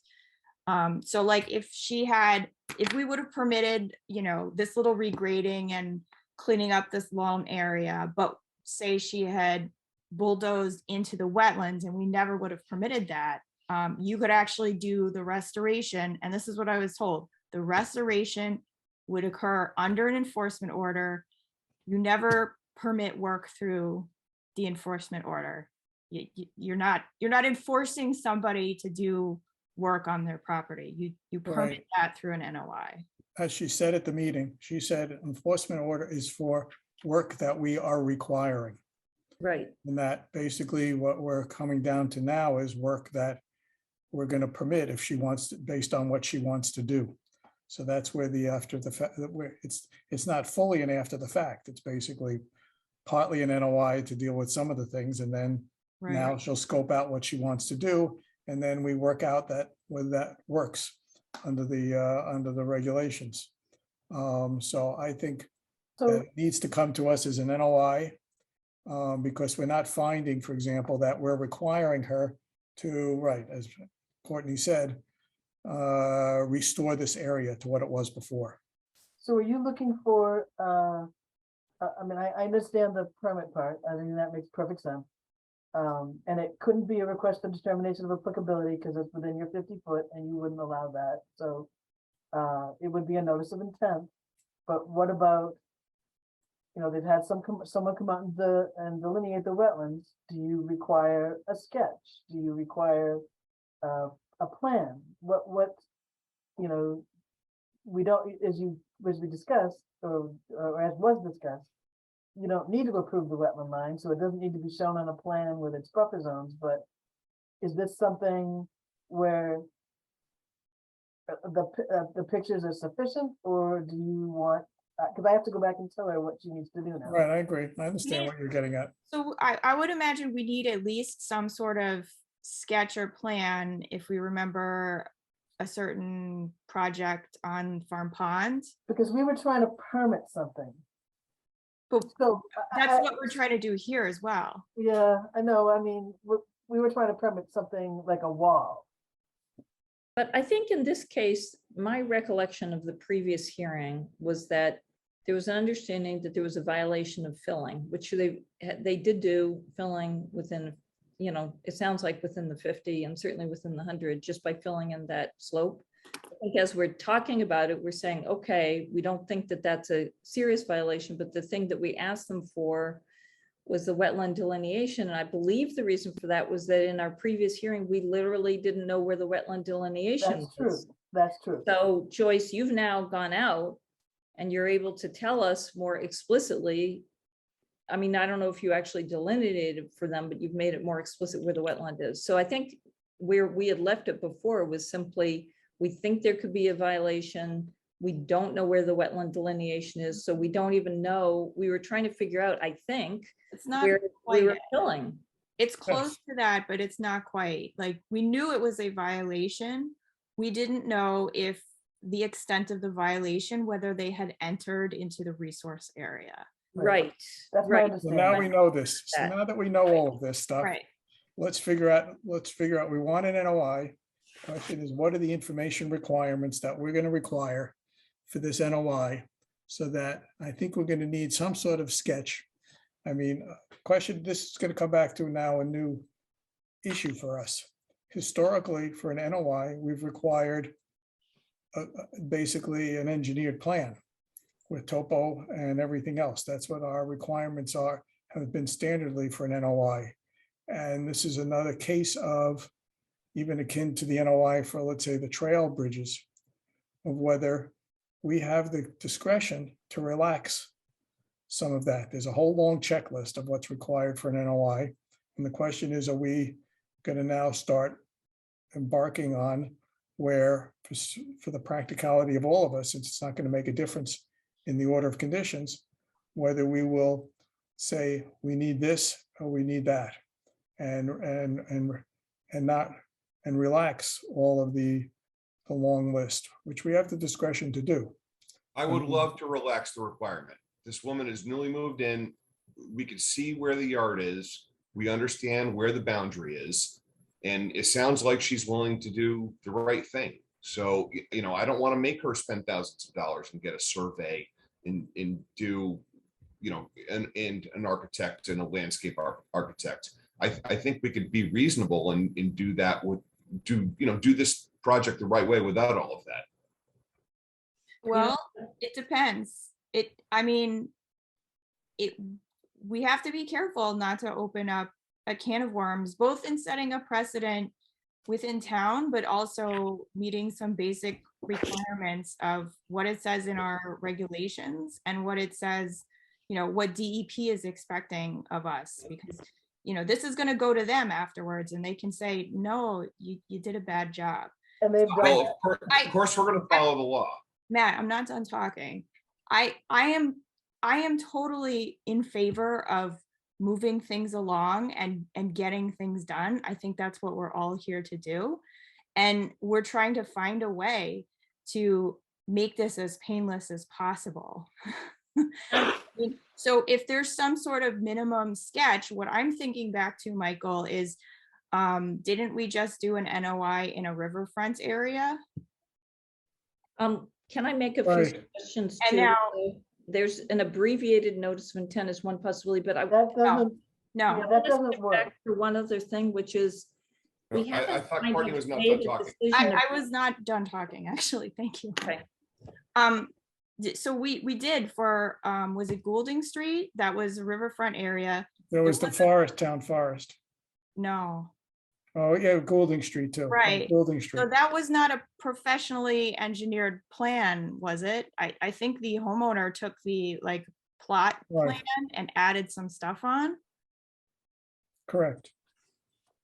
So I don't think this is without like, and like you said, in terms of, you know, one of the things Alicia's talked about is scale, you know, of project and whether or not we approve, you know, the wetland lines. It's one thing for a little thing in the backyard. It's another thing for like a large project.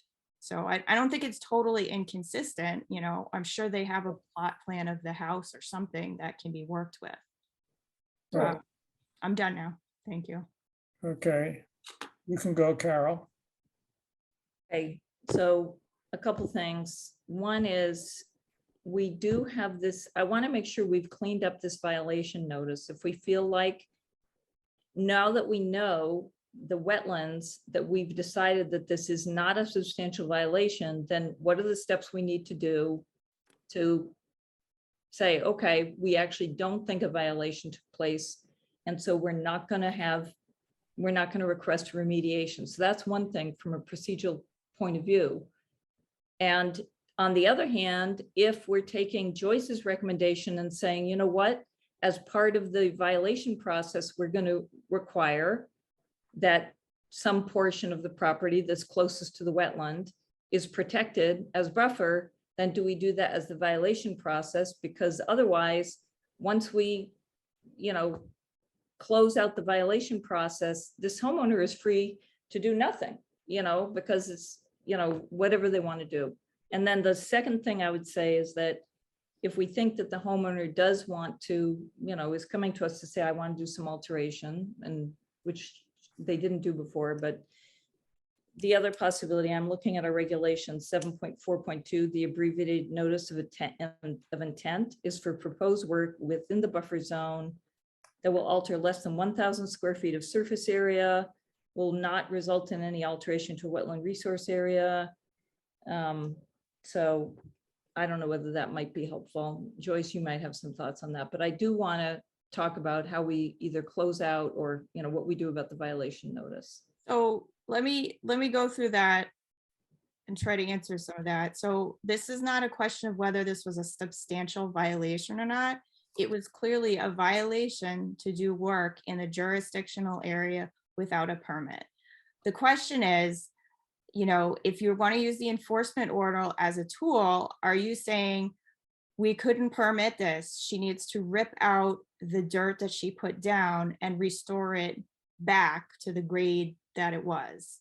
That would be using the enforcement order to make like a restoration plan versus, you know, the solution, the other solution is like, yes, if we would allow somebody to fix up this area that's already altered in exchange for, you know, potentially replanting some native shrubs somewhere and like making a little bit more buffer in one area. If we're saying like that is something we would potentially permit, then we would do that through an after the fact NOI. It's not negating the enforcement or the violation at all. That's still a violation, a clear violation. I understand that Courtney, but you understand the difference. I'm saying that in one case, potentially we could require a certain amount of restoration as part of an enforcement order. That's if we we, don't- could- right, If that's, you were gonna the have it the restored. question is what are we requiring that because of what? Right. Because now that we've seen, I agree with you, that basically that's again, that issue of whether they would, okay, we want to have that 12-foot buffer in the shade here. Right, And we're requiring that, but that has to have a basis in the fact that there was, let's say, possible alteration of natural buffer. So therefore, we're requiring the restoration of some inner buffer zone because of that. I mean, I could see because of the fact that there's uncertainty as to whether some of this work has altered some of the inner buffer yeah, good previously. recall. And I could see either way where we say that, fine, to close out the enforcement order, we're going to require that this area that she seems amenable to would be returned to a natural buffer. And that would deal with any of the uncertainties of some there. And that would just then have to be folded into the actual after the fact NOI. And then, so I agree with you procedurally, we just have to figure out what we're requiring under the EO, if anything. And then we just have to figure out what it is we're going to require for the NOI. And right, the idea of losing any leverage for the fact that we have uncertainty as to what was actually there before, whether, and since they're amenable, I could see since they're amenable to creating this sort of 10-foot buffer zone where it's really close to the wetlands. And so this is sort of critical to wetlands protection is to restore some sort of buffer zone right next to the wetlands that I could see closing out the enforcement order with coming up with something that they would accept in terms of that buffer zone improvement in that shaded area there, as well with some markers there. And that would be something that would then just be part of the NOI that it would be documented there. And then with the NOI, I could live with the sketch, right? That basically they could take a plot plan and put the sketch on there of where that, because basically what we want to do is put in a sketch of where probably just have monuments along the edge. And so we just sort of document on a sketch, I would think, that where this buffer zone that's going to be left going natural there, as well as where we want markers along the rest of it, to separate where they want to have their own activities and what's protected. So is that sort of a way forward? I think that works. I mean, the one thing I would suggest for this idea of the buffer zone that grows naturally, we know that if things are just left on their own, if they fill up with invasives, which is where I'm suggesting that it should actually be, we should require the planting of some native shrubs. Oh, yeah, right. Okay. I didn't mean to pre-specify how that was, but whether we put that in closing out the enforcement order because of the uncertainty of what they might have altered of inner buffer, that we want that area, we're requiring that area to be done. And the question is what are we going to require in that area? Whether it's specific number of shrubs or trees or any kind of ground cover, and what sort of works even. And I don't mind working with the owner about what that is. I don't know what came up in discussions, Joyce, about that. No, I did discuss planting that area, but I will go back and say to her that you're looking for, unless they're going to restore the area to its original condition, that you're looking for a notice of intent with a sketch that shows what they're proposing, what they're proposing to do at the very least, what they're proposing to plant, with signage that you would typically require, and elimination of that corner or restoration of that corner as mitigation for activity in the area. Right, in fact, but I would say that last part would come under the enforcement order because we're going to require that. So your enforcement order asked them to flag the wetlands. And I don't know that it's specifically what stated what goes beyond that, but I would leave the enforcement order open until they file a notice of intent. Okay, then we could do it that way, fine. And then we could decide whether that we wanted to require something specific and just get the notice of intent. I could live with that. They That's were a- very agreeable. I mean, they were very. Oh, yeah, no, I think with it's Yeah. all very friendly and we'll sort out just what they want to put there. That's why I want to hear from them, what they want to put there. Exactly. And what they would do along the edge of the wetlands to, whether that stone wall, I guess it's a stone wall that sort of, There is there is a stone wall that's maybe 20 feet behind the silt fence. And so that the activity would stop at the edge of this silt fence, not the stone wall. okay, and the wetland line is just beyond the silt fence. For part of On it, the behind the area that we're restoring it is, it bends away from this oh, I area got so you, I that remember, right. Okay, does this seem reasonable enough? That we've given enough guidance here? Everybody else on the commission satisfied with this? Carol, Courtney, Matt? It's reasonable. I Yeah, will all set communicate. here. I will communicate that. I just wanted to point out one more very quick thing. People keep referring to the abbreviated notice of intent. Oh, yeah, right. I just want to point out that an abbreviated notice of intent, which might be defined differently under the bylaw, and I believe it is, but it's only appropriate for an area where you're outside the 50-foot buffer zone, where the wetland line has been approved under a previous application, and it's not quicker. It makes it sound like it's a quicker thing, and we're Yep. making it easier for people, but Yeah. it's not. It's a trap. Yeah. Yeah. I agree, it's a misnomer. It And was- and in fact, in the training with the DEP I was person, gonna say. she didn't even bring it up once. I wrote it down on my thing there, that she didn't even put that on the list because essentially it turned out to be close to a useless approach. We don't have any different pricing, we don't have any different requirements. The state doesn't have anything different. It's essentially what I thought would be an interesting vehicle has turned out to be a dead end. in So terms maybe of that's anything. one thing we'll take out of my regulations at some point. Well, it's And at the then- state, it's in at the state level, so, and we copied the same language from the state. Yeah. So we And- can't and be less lastly, strict. the data portal is, it doesn't list it doesn't list appeals. The data portal simply lists the project, the date it was filed, and if you can click in to see if there are any DEP comments, and it's very useful to look at for a notice of intent. But beyond that, it's not, it's also sometimes not updated quickly. Yeah. so- That's something she talked about. She said it, like, she was talking about how many weeks this takes and that takes, and it was just like, okay, the comments could be useful, but they actually might not even be. You might not get them before the meeting. Yeah. Right, and they're not binding. But right, I was disturbed that it takes so long, but I guess that they have limited staff and a lot of NOIs. Okay, More staff than they used to. right, yes, okay. Does anybody else have any comments or issues on this project? Oh, Okay, fine, moving on. So we've done the agent's report. Let's see, it's already 9:15. We finished the minutes. Any announcements? Anybody have any announcements of anything in particular? Before we get to, I just want to talk about tree cutting and a few other things. Let's talk about the new agent hire. Lack thereof. What? I said we're lack thereof. Yeah.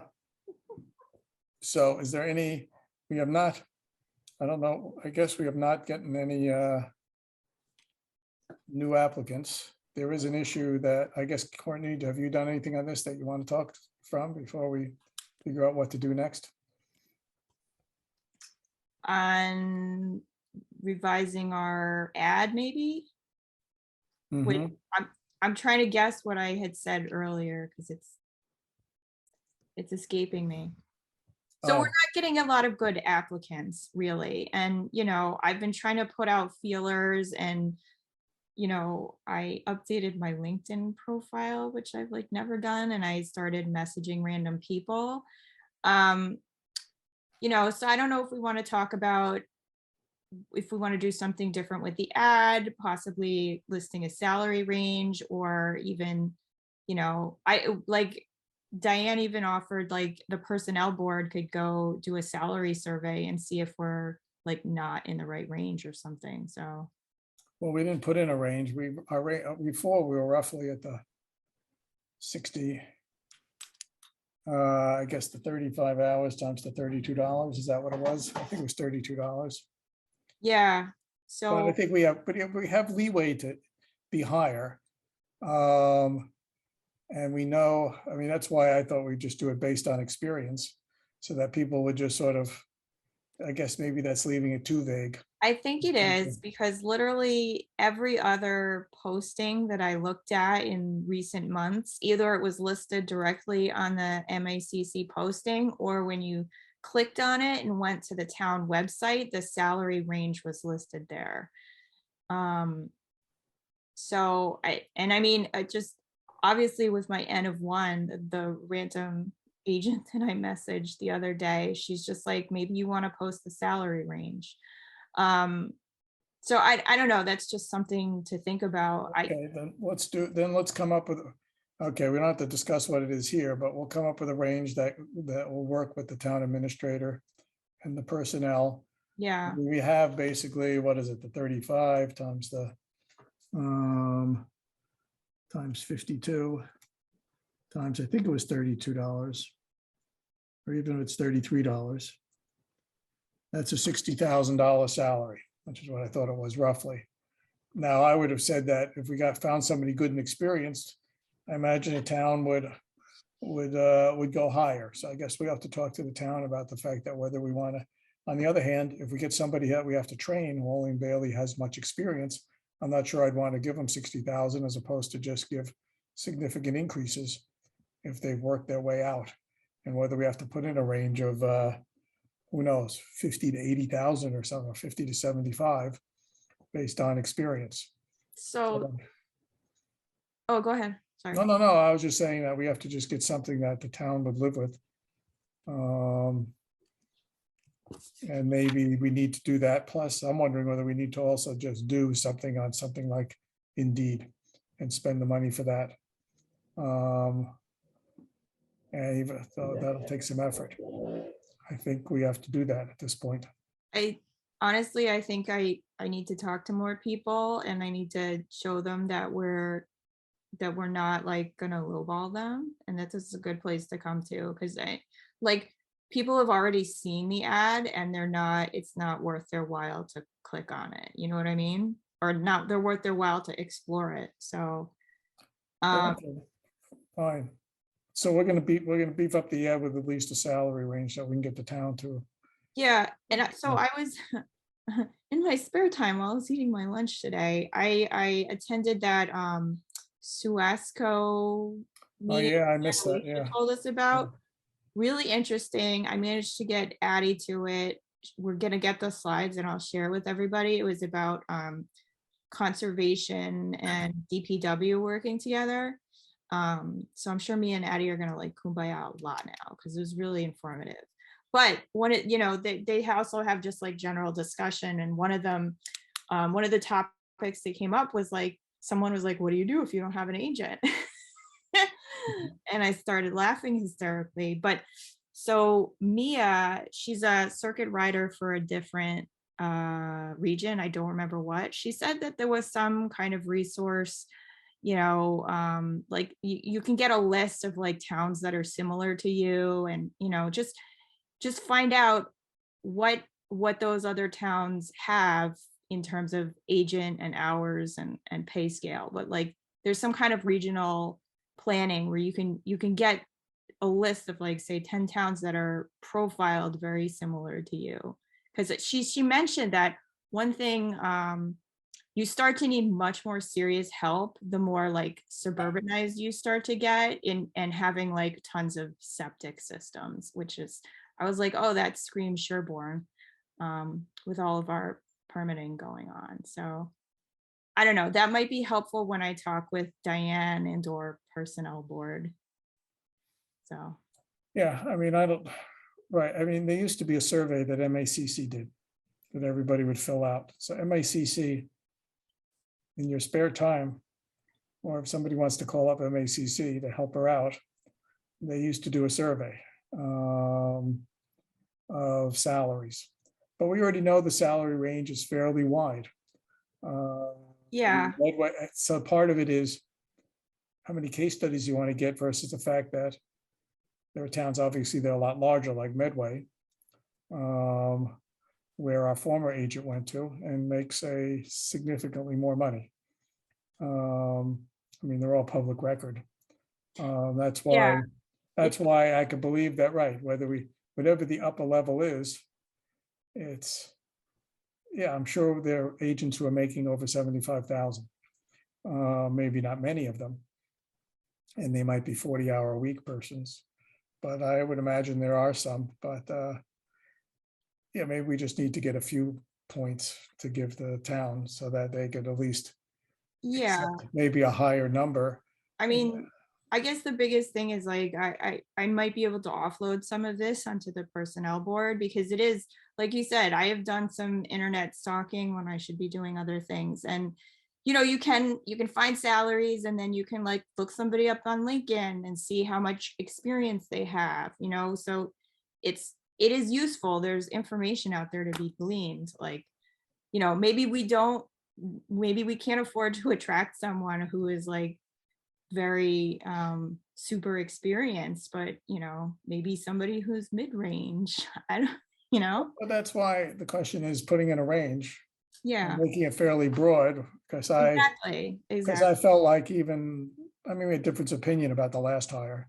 I wouldn't have hired her, given how that she had no relatively little experience at the standard salary, as opposed to be the carrot, which is what we did with Bridget years ago. Started her off and then gave her big jumps. It was a little bit of a hassle, but with the personnel, but each year I'd go back and get the cost of living plus 5 or 10% for the fact that somebody had proven themselves to know the job.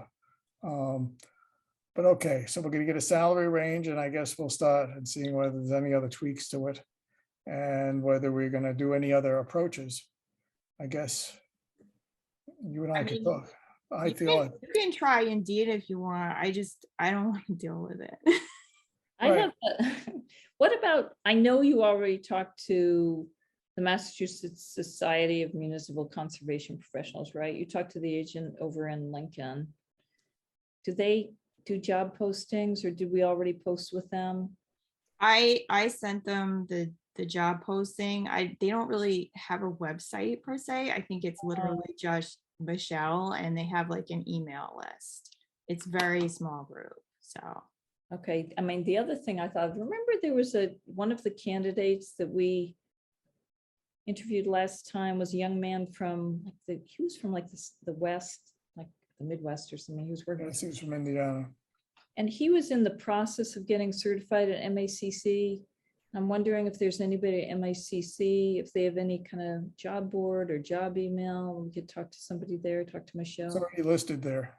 Is it listed there? Yeah, The that was first place it went.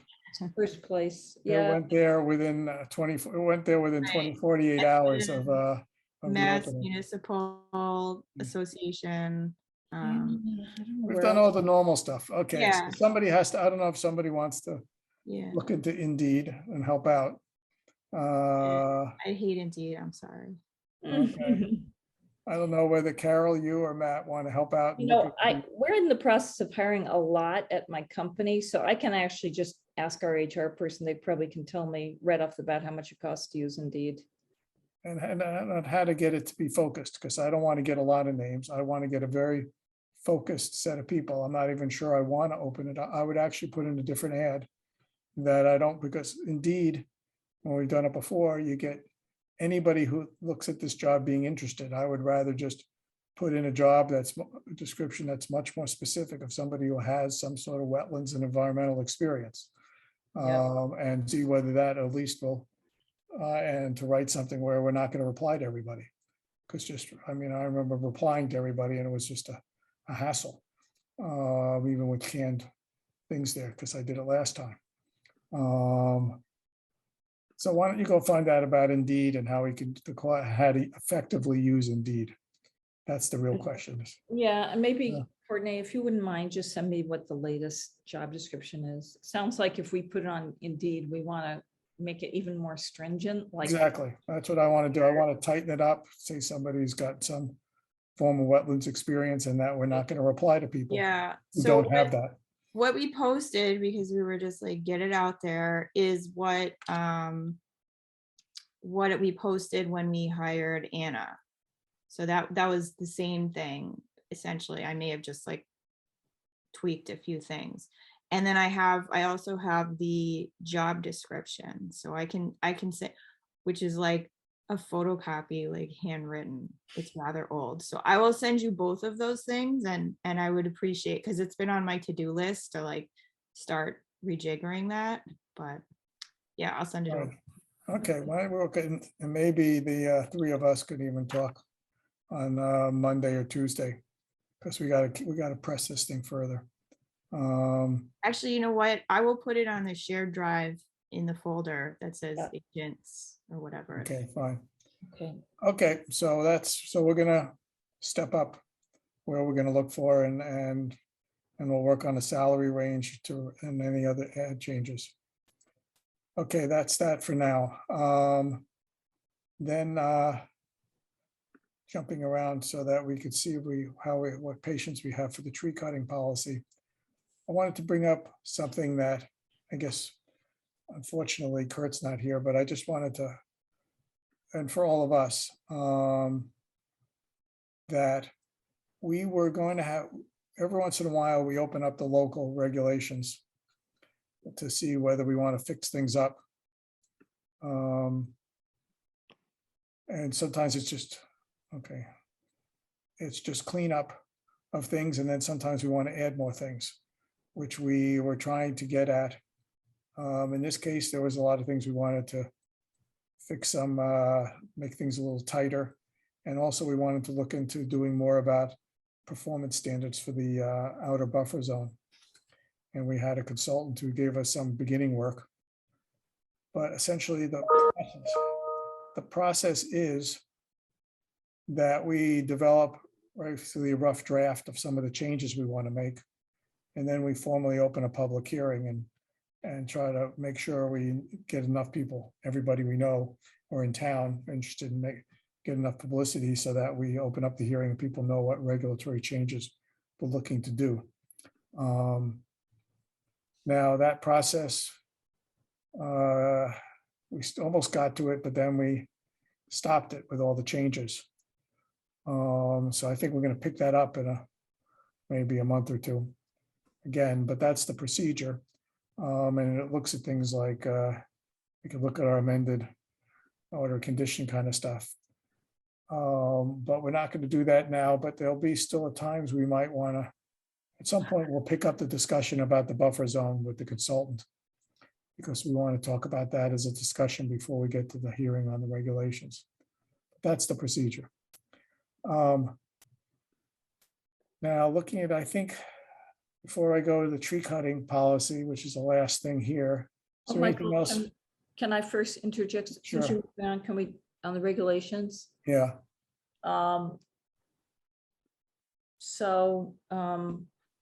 I think it was a great idea that Gene had a consultant come in he really did a sweep of what other towns are doing and to give us some guidance on best practices and obviously what's going to be acceptable at state level. And I offered to do this before, and I'm going to offer again that I would like to work with the consultant to kind of clean up that document a little bit so it's more understandable, because especially with new members, I felt like it was kind of like a series of notes that maybe, I don't know if he meant to present them or what. We have, quite a bit of money in that $30,000 fund. So I think if we need to, we can use that for additional time. But I think this is such a really worthwhile project for us that it would be worth doing that. And at the risk of overcommitting, I'm raising my hand to talk to him so that we can put together something that's easy for people to understand so that we can discuss it. I guess I'll say what I think you and I once talked about, that I have a different view of the state of that work. I was actually, I'd like us to all look at it and talk about it a little bit more before you do that. I'm happy to have you do that, but I would like, because I don't want to spend his time on stuff there that, because some of it I felt went in a different kind of direction, that him cleaning it up is not a good use of our town money, as opposed to our looking at it and reading it and coming to some consensus about what we want him to do at the next step. I know you feel differently about it, and I guess maybe I will circulate it to the other people, and so that we can sort out between us as a group whether that your approach that you're talking about makes sense yet, or I would actually rather give him tighter. I'm not sure that I wanted to just clean it up as opposed to head in some other certain directions. And also get some help with some of that before, because some of that is legal issues about the bylaw. He went into the bylaw in certain ways that I didn't expect, but makes sense. But we might want to get, if we talk about it as a group, we might want to get town council to weigh in on some of the positions that he's taken, as well as, or just questions that he's raised. So I guess, whereas I could say to you, you can clean up, but I'm not sure I want to use his time for that at the moment. Versus just work with the document as is briefly, I mean, for a commission discussion, and then decide what we want to ask him to do. I mean, so that's fair. I understand that, and that makes sense to have the commission discuss it. I would be happy to have a conversation with him and take a stab at cleaning it up. I want to be careful not to change change it too much so that people understand what he's after. But I guess in terms of process, I feel like I also agree with you. That'd be good to get input from town council, but it's not obvious to me at what point we should get that input, like whether we get it kind of early in the process when we're evaluating some of his input, or we evaluate his input, come up with, our short list of things we want to do, and then go back to town council. I think with town council, it's going to be iterative. When I meant to talk to you, that there's just a few points that he brought up that I would want to get clean, that would make a difference in terms of how we think about buffer zone issues and whatever, and what we ask him to do as to what our jurisdiction is.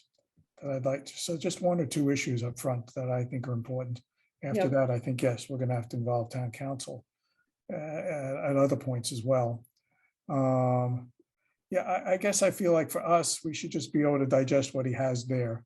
Making it more useful for other people is not relevant yet, because that's what we want to do when we're ready to go to a real hearing. But I think there's enough there for us to discuss, given what we should know or be able to know, that cleaning it up is not I don't think it's, I'd rather use your time for other things too. Work on the job hire, because it's a limited amount of your time. But I think I'd rather, and maybe sooner than later, maybe in another meeting or two, we can see what our schedule is like, and it's time to circulate it, and we all have that initial discussion for half an hour or so, just to see that what we feel about this issue, rather than you and I just batting it around here. Yep. We can get everybody involved, and then we could see what we think is the next step with it. So maybe that's a good idea, is in an upcoming meeting, we can have an Right. initial discussion. If people feel like that it's clear and understandable, then, Right, or what we want to clarify. Yep. Okay, so let's revisit this, I guess. We'll just have to see how our next meeting or two goes and things, and whether we schedule it in August or just do it for September. Okay. Joyce, is there anything else you want guidance from us about before we move a little bit onto this tree cutting policy that will be the last item on our agenda. Scheduling a site walk for the notice of intent that's on the agenda. While you're all sitting here, can we do that? Sure. Courtney, there was one notice of intent. Let This me- is the one Farm Road, 49 Farm or Septic, whatever. Yeah. the septic design. that was the septic one. I believe that was the only one. Let me just open a folder again real quick. Yeah, the other two were COCs. So, So we start with next week. Do you have any constraints? We'll Any, figure out what works for people now, like who knows what works for Kurt? We'll see what works, what kind of times work for Matt. We've often done early in the morning. Early, Carol is sometimes has more of a tricky problem with that, or we try to do a weekend. if Kurt and Right. Matt work in Boston like I do, And I don't know when Matt's coming back from Maine. maybe he Yes, doesn't he want. can't- Are you ever coming back? Hopefully What's that? I said, hopefully never. Yeah. Okay, there we go. No, I'm bouncing back and forth. I'm around next week at the end of the week. But honestly, the next couple weeks are real dodgy because my wife teaches at Chickering and we're up here for the next couple weeks until school starts. The last hurrah. Um, so is anybody available in an afternoon? Well, Carol, you have more constraints than some, as well as Courtney. Yeah, it totally will- depends. Fridays, I'm usually more available than other days. Yeah, I flee the scene. Oh, crud. So I have to pick up next week. My kid is at Broadmoor. So I would be available after 3, but at 3, no, a little bit after 3, any day. On a Friday, Carol, is that when you can do an afternoon? Usually on Thursdays and Fridays, I can do an afternoon. So what about Thursday at 4? Next Thursday at 4, yeah. I don't know, Courtney. Yeah, that's fine. I might have to bring the junior commissioner though. No, we'll get him, we'll get him trained up. We'll have him run with the, Oh, no, With the you don't tables. want, he's too strict. Like, he's not a practical guy at all. so This will be now very, the question is, we'll make it very brief. so Matt, would anything work next week at all?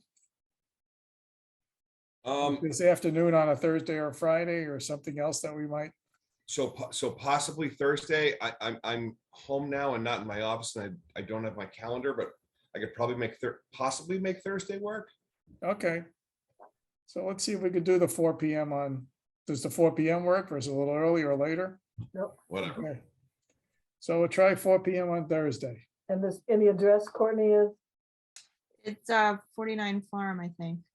Is this Brian right- Moore's? The Moors, so it's right Okay. next to Um, where we've all spent a lot of time. And plus, we'll have to see now, we could arrange another time for people who don't make it, and plus we have to go see. We'll have to reach out to Kurt.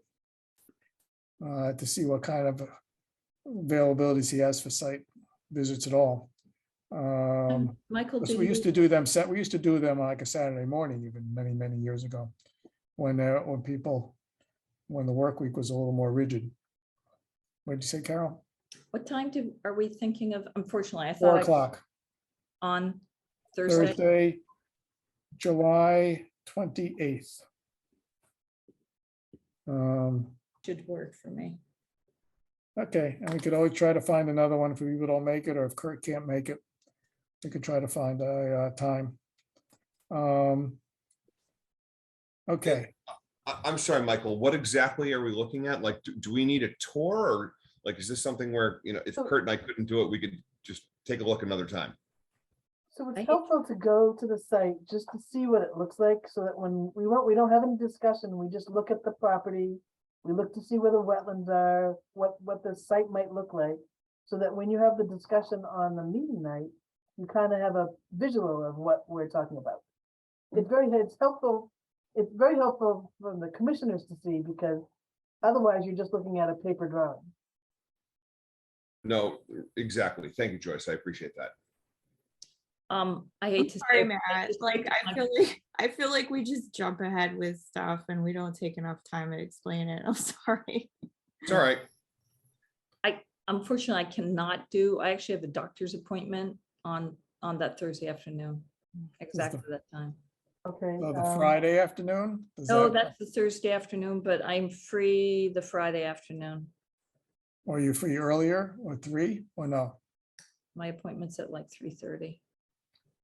Okay, now Matt or Courtney, I guess you could do the Friday afternoon at 4 or 3. Does I that make a cannot. difference? to you? I can't, but I could do later on Thursday if we want to, depending on Carol's appointment. Are you going to be up by like, 6:30 before it gets dark, maybe? I'm sure I would. What's the latest you can do, Joyce? And plus, but that select board meeting that night will be interesting because they're interviewing the the town administrator candidates. Oh, God, yeah, we can't miss that. I'm sorry. Yeah, right. There you go. Okay, but we could also do it 6 o'clock. I don't know what. Yeah, I mean, guess it's a equally, mixture of Joyce, what you can do and what's the Yeah. earliest you could do, Carol? I'm okay Thursday. What about Carol? What's the earliest that you feel we could safely do? I think probably 5:30. Okay, For how you, about, Joyce? I know it's after your work hours.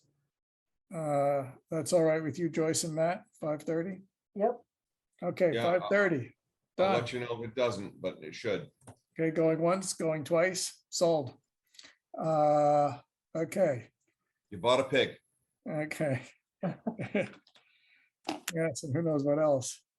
Now, okay. Let's try to tackle, even though it's already 9:40. Oh, Lord. That's the kind of enthusiasm I'm looking for here. Dude, the, you know what time my alarm goes off. Yes, we do know that. We'll at least start an intro so we can get back into this Yeah. issue here. To deal with our tree issues, because of all the dead trees, a lot of them due to the squishy moth. Many years ago, they killed a lot of oaks and other kind of environmental changes. We're trying to come up with a policy to deal with just the kind of issue that came up earlier tonight with Harrington Ridge. If we formalize something as a policy, then it gives it a little, it's something that we could rely on. And I'm going to, and so we started doing our own policy a while ago, but I think we had some issues around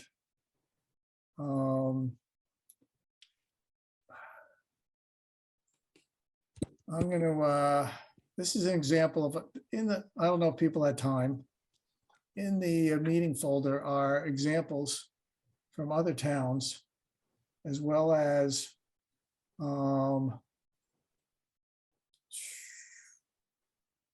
what happened to it? Oh, there it is.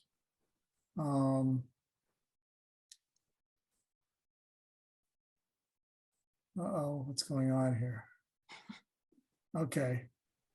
We had our own form. I don't know, can people read this thing or is this another case of that it's much too small? No way. Okay, fine.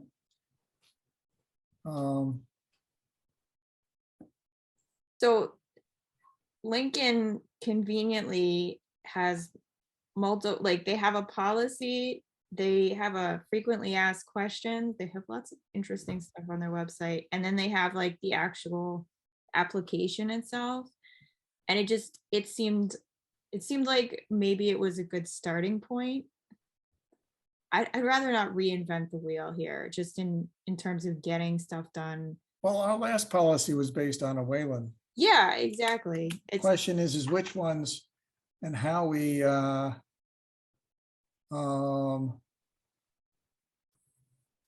get at it, because trying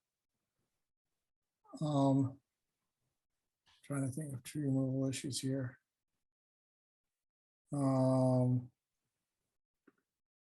Because from a practical perspective, it would be nice if one of your goals was to pick the agent can approve X number of trees.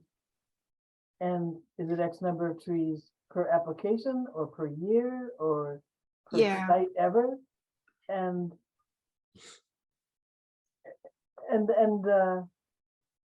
I mean, that's up, I mean, how you bracket it is up to you, because coming in with 12 trees, it becomes a burden to try and decide Yes. for the agent. So, but coming up with a specific number, whether it's in the buffer zone or not, if it looks like it's a dangerous tree. Yes.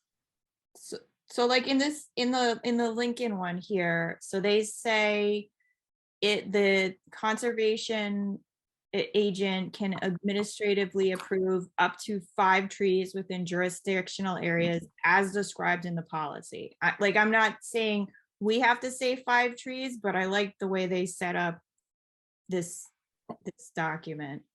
And they talk about which size trees are subject to the policy, in terms of diameter, what kind of info they need for the removal request. And whether there's mitigation. Exactly. So, I mean, a lot of it here on the screen here, these are Yes, issues that I had put together some months ago to just figure out if we could all agree on what we want to limit it to, what the scope is. And this is a policy that we can change. It's something that we just going to try to get something in place and see how it works. And whether we come up with the parameters that we agree on, and then we fold it into something like the Lincoln or the Weston or the Wayland, whatever it is, people can, once we have a little discussion here, maybe between now and the next meeting, people actually look at the different plans and see if any one of them seems like a better starting point than the other. The Lincoln one, generally, the agent there we know is very good and a lot of very experienced, and I think others might have built it on the Lincoln, even though this is only a year old. I mean, they probably updated it because they're It says adopted, but whatever. crazy like that. I mean, just to make life easier, I mean, can I just suggest something crazy, and that we all look at just the Lincoln documents? And I mean, I don't know, okay. Matt, if you want to look at others for background, but I know that Carol's already done a lot of thinking about this, and we've discussed it before. So maybe just if you started with this document, what would you change? What is missing from it?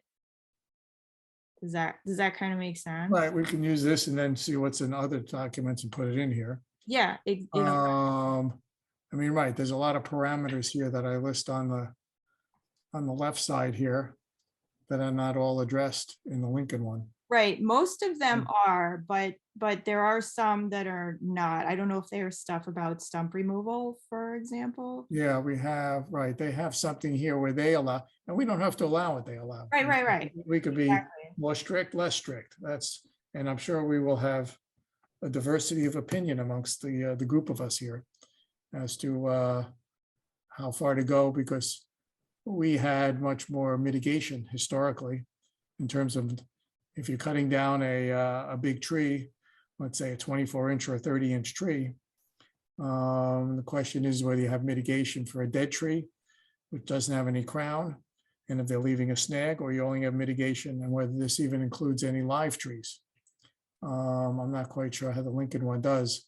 You can request a waiver from mitigation if the tree is obviously dead, damaged in a storm, because that's a natural event. And then maybe it's something else. Oh, the property is heavily wooded and growing new shrubs or trees would be difficult. Right. And that's a waiver request, and presumably the agent would be able to say yeah, no, it's not heavily wooded, or yeah, it's already pretty dead. I can confirm that. You know, Right. one thing I like about the Lincoln one, and I just think is overall from a communication standpoint, is that it's something that you can give to residents. They can understand right away what the process is.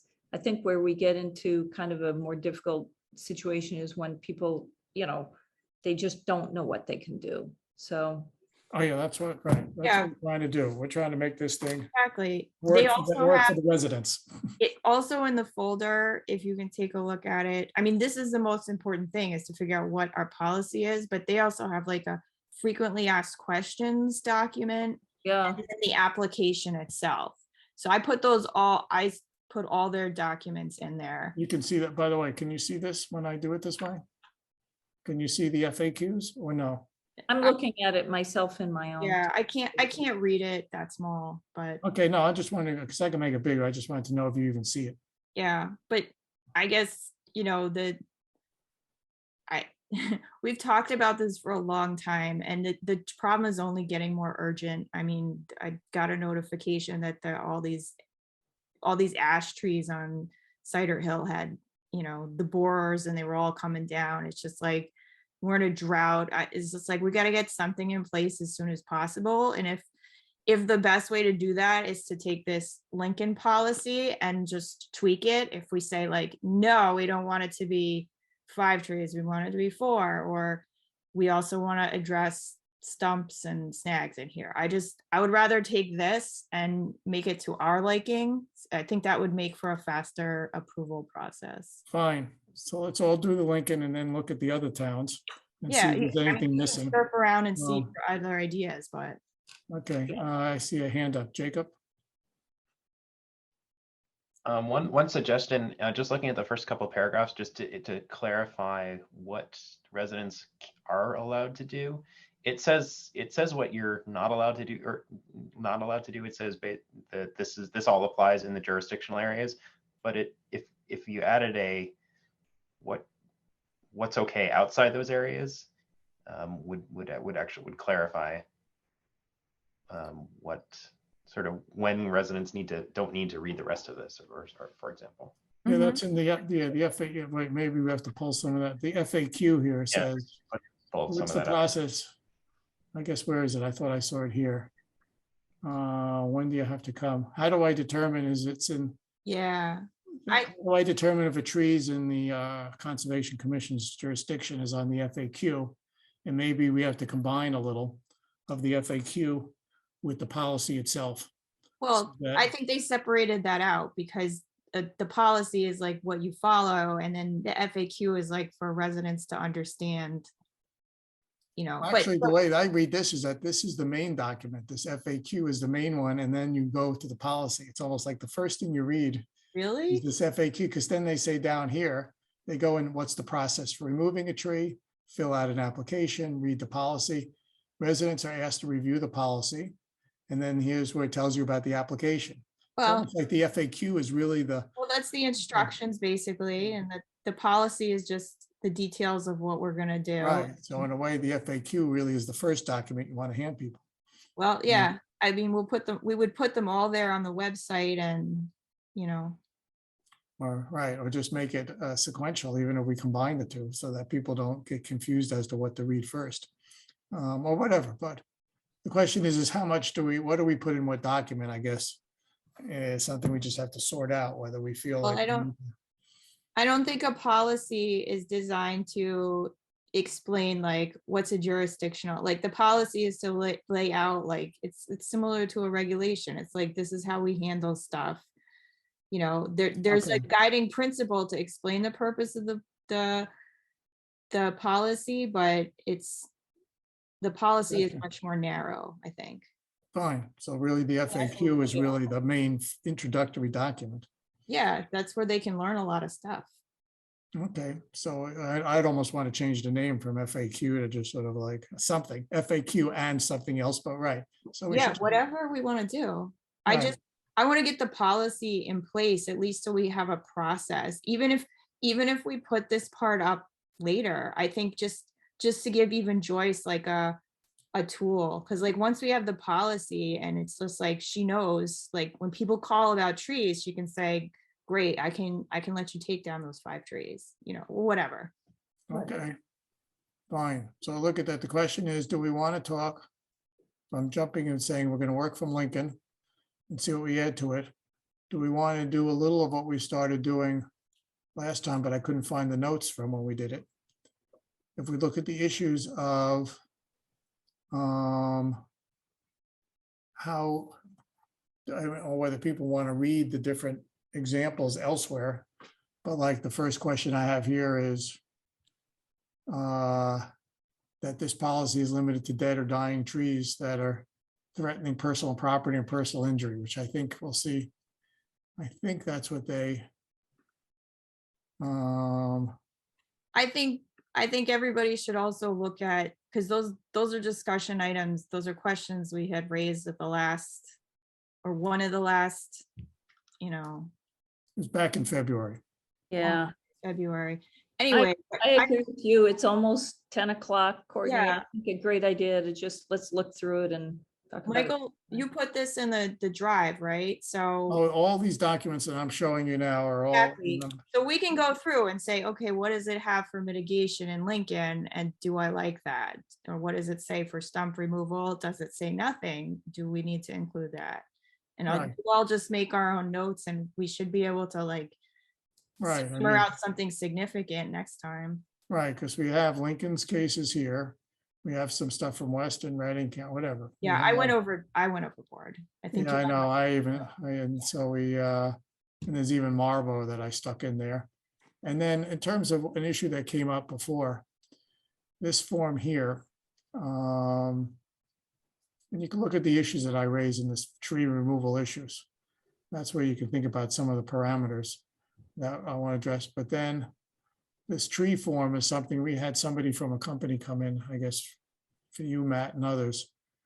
We actually had this as a standard tree assessment form, because we used to, years ago, have people get an assessment of the trees.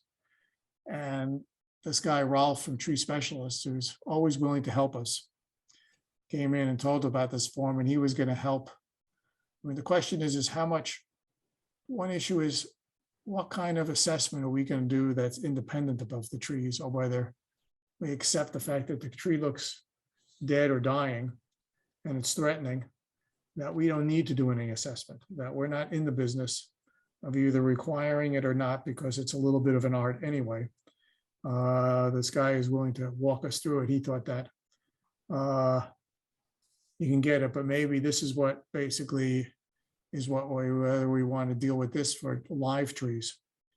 If people want to cut down live trees in the buffer zone, this is just sort of what, I guess, what sort of came up in the past, as to what extent does this policy apply to live trees?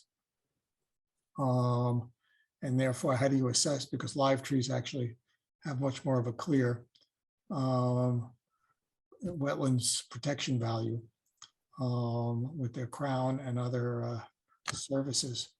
So the question is whether we think about whether we want this filled out for certain trees or not. And so I just want to put that on the table at this point. Because, and he was willing to, we didn't get around to it, but he was willing to take us all on a field trip where we look at a place and show us how to fill this out, or what it means to fill this out, and whether it's something that's easy to do, because it actually has, then you get this whole scoring thing and a risk categorization that could say, oh, wow. And the question is you can get an arborist to do it. I think he said, what, an arborist can do a bunch of trees for a couple $100. And whether we require that from some people when they want to do a lot of live tree cutting, whether we venture into the incorporating something like this that we want done, or to what extent it's something that even an agent can do, and whether our agent would have the time to do this if it's a case of just one tree. Whether we want to have a different procedure if it's just one tree, we're willing to let our agent learn how to do this from Ralph, and then apply this, or even give them a form with some directions about how to do it for But once it's many trees, maybe we say, fine, you have to hire somebody. You're about to spend a lot of money cutting down trees. It's not overly burdensome if you want to cut down a lot of live trees in a jurisdictional area that have value, that this kind of assessment is done. Whatever. So I just wanted to put that on the table as one of the other files that's in there, but I wanted to go out with him, but we never got that. But at some point we can have a field training session with him to see what difference that makes, but I wouldn't want to hold up our policy for that. Michael, we Okay. had, he gave us that their kind of field manual. I'm not sure. Do you happen to know, Courtney? I think Anna said she was give it back to me, but I don't know whether she left in the blue bin. Has anybody noticed? You're talking about, well, he had some stuff about things. It was a whole book that guided those kinds of assessments. Well, never mind. I'll try to track it down. So Okay, the Are we- information that Ralph gave you is fascinating, and he's a fascinating person to talk to, and certainly walking would be lovely, but you're not gonna have your agent go through that checklist. A tree is dead or it's not dead, or it's leaning on a house or it's not. And if you get into live trees, then you can require that they have an arborist give an opinion. And I don't think it's $150. We've had to do this for other towns where if you want to take down a tree and it's in a buffer zone, then you have an arborist come out and, they're licensed and they give their opinion as to what the issues with this tree are. And that may be a requirement for taking down live trees. yeah, right. But dead is dead. I mean, it's very easy to tell if something's dead. Even we can do that. Okay. And who knows whether then it gets that gradient of dying. Okay, so do we want to talk more about this tonight, or we've got our homework? Homework. Okay, everybody agree? Great. Okay, anything else that anybody has before we adjourn? Okay, I move to adjourn at 10:02. Second. Is that a second, a murmur? Yeah. Okay, any discussion? Okay, Michael, I, Courtney, Aye. Carol, Hi. Matt, Aye. done. Okay, 10:02. Good night.